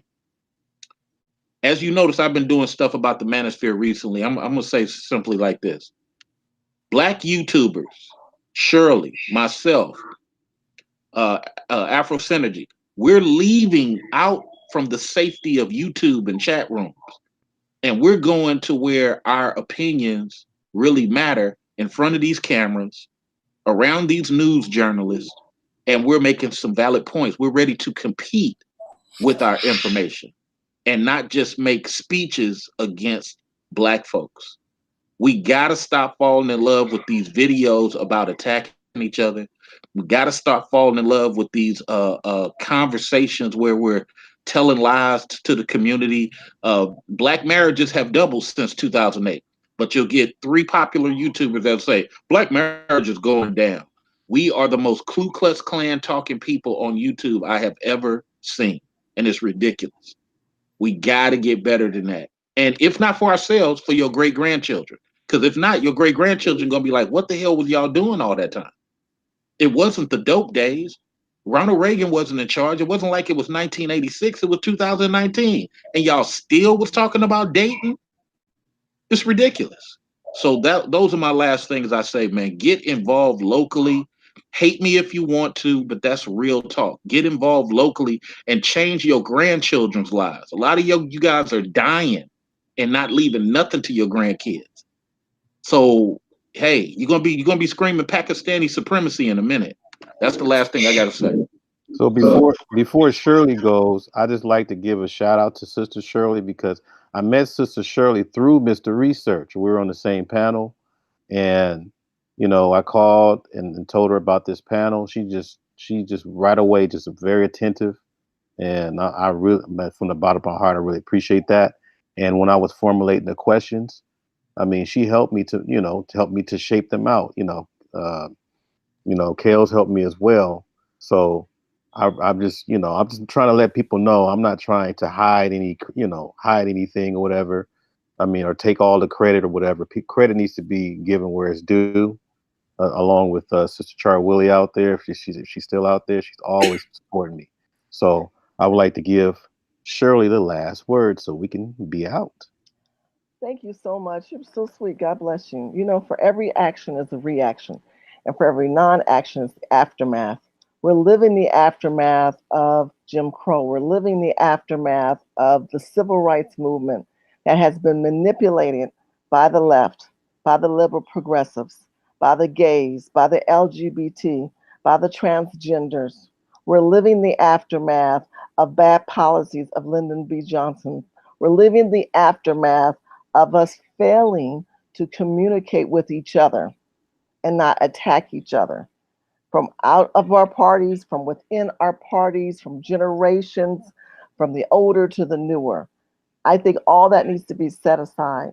Here is an opportunity, and it doesn't come that often. And for those of us, especially the one, I think the person I've known the longest is the Mark. I love Mark. Mark Isles, I can tell you, is one of the most strongest, beautifulest man I've ever met as far as policies and loving who he is and knows what he wants. And I mean, I've known Research and T West for a short time, but I'm telling you, these men are like pure alpha chocolate. I mean, you can just suck these men up and have a good latte on them.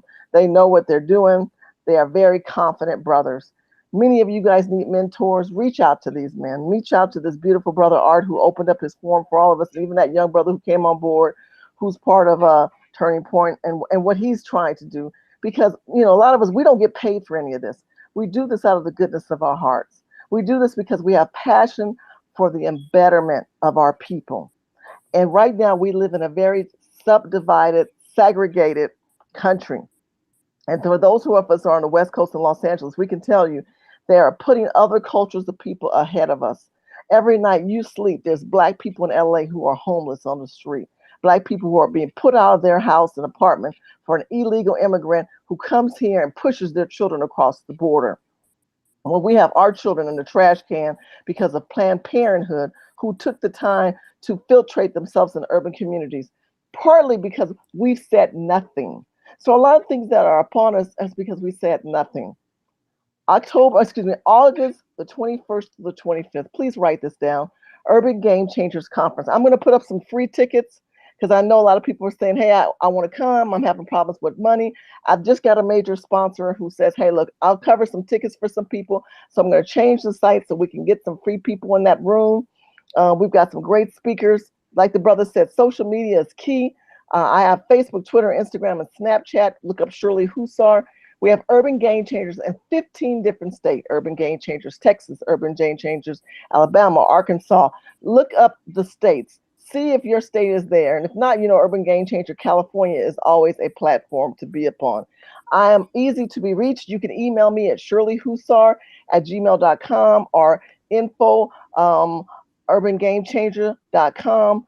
We are willing to have conversation, intellectual conversation, not buffoonery. Call somebody else because you'll get Shaniqua and I hang up and curse your ass out. I ain't got time for that. But if you want to have a good conversation about reality, feel free to follow me on Instagram. Message me if you want to talk anytime. I'm here to answer questions so someone doesn't make you feel stupid or dumb or intimidated or I don't know if I should ask that question. I don't want you to feel that way. There's no right or wrong in any of this. I think that we all can learn and grow from each other. There's no king or queen in any of this. It's just about moving through the motions and setting aside that there's a bigger picture, and that is the need of a nation of people that are dying, who are hurting, which are our own people. And if we can't love each other, who else can we love? Okay. All right. So without any ado, we're going to end this session here and look forward to the next one. Mr. T West, I would like to talk to you later on too, if you have a little time.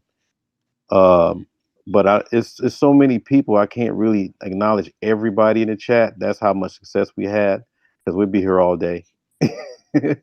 But yeah, well, I'm looking forward to having the part 2. Matter of fact, I'm going to ask everyone when is their available time so we can schedule it. And try not to have it too far along because we want to keep this on our mind and keep it buzzing and just keep it flowing. So without any further ado, thank everybody for coming through. I appreciate it in the chat and in the panel. Thank you very much. Take care.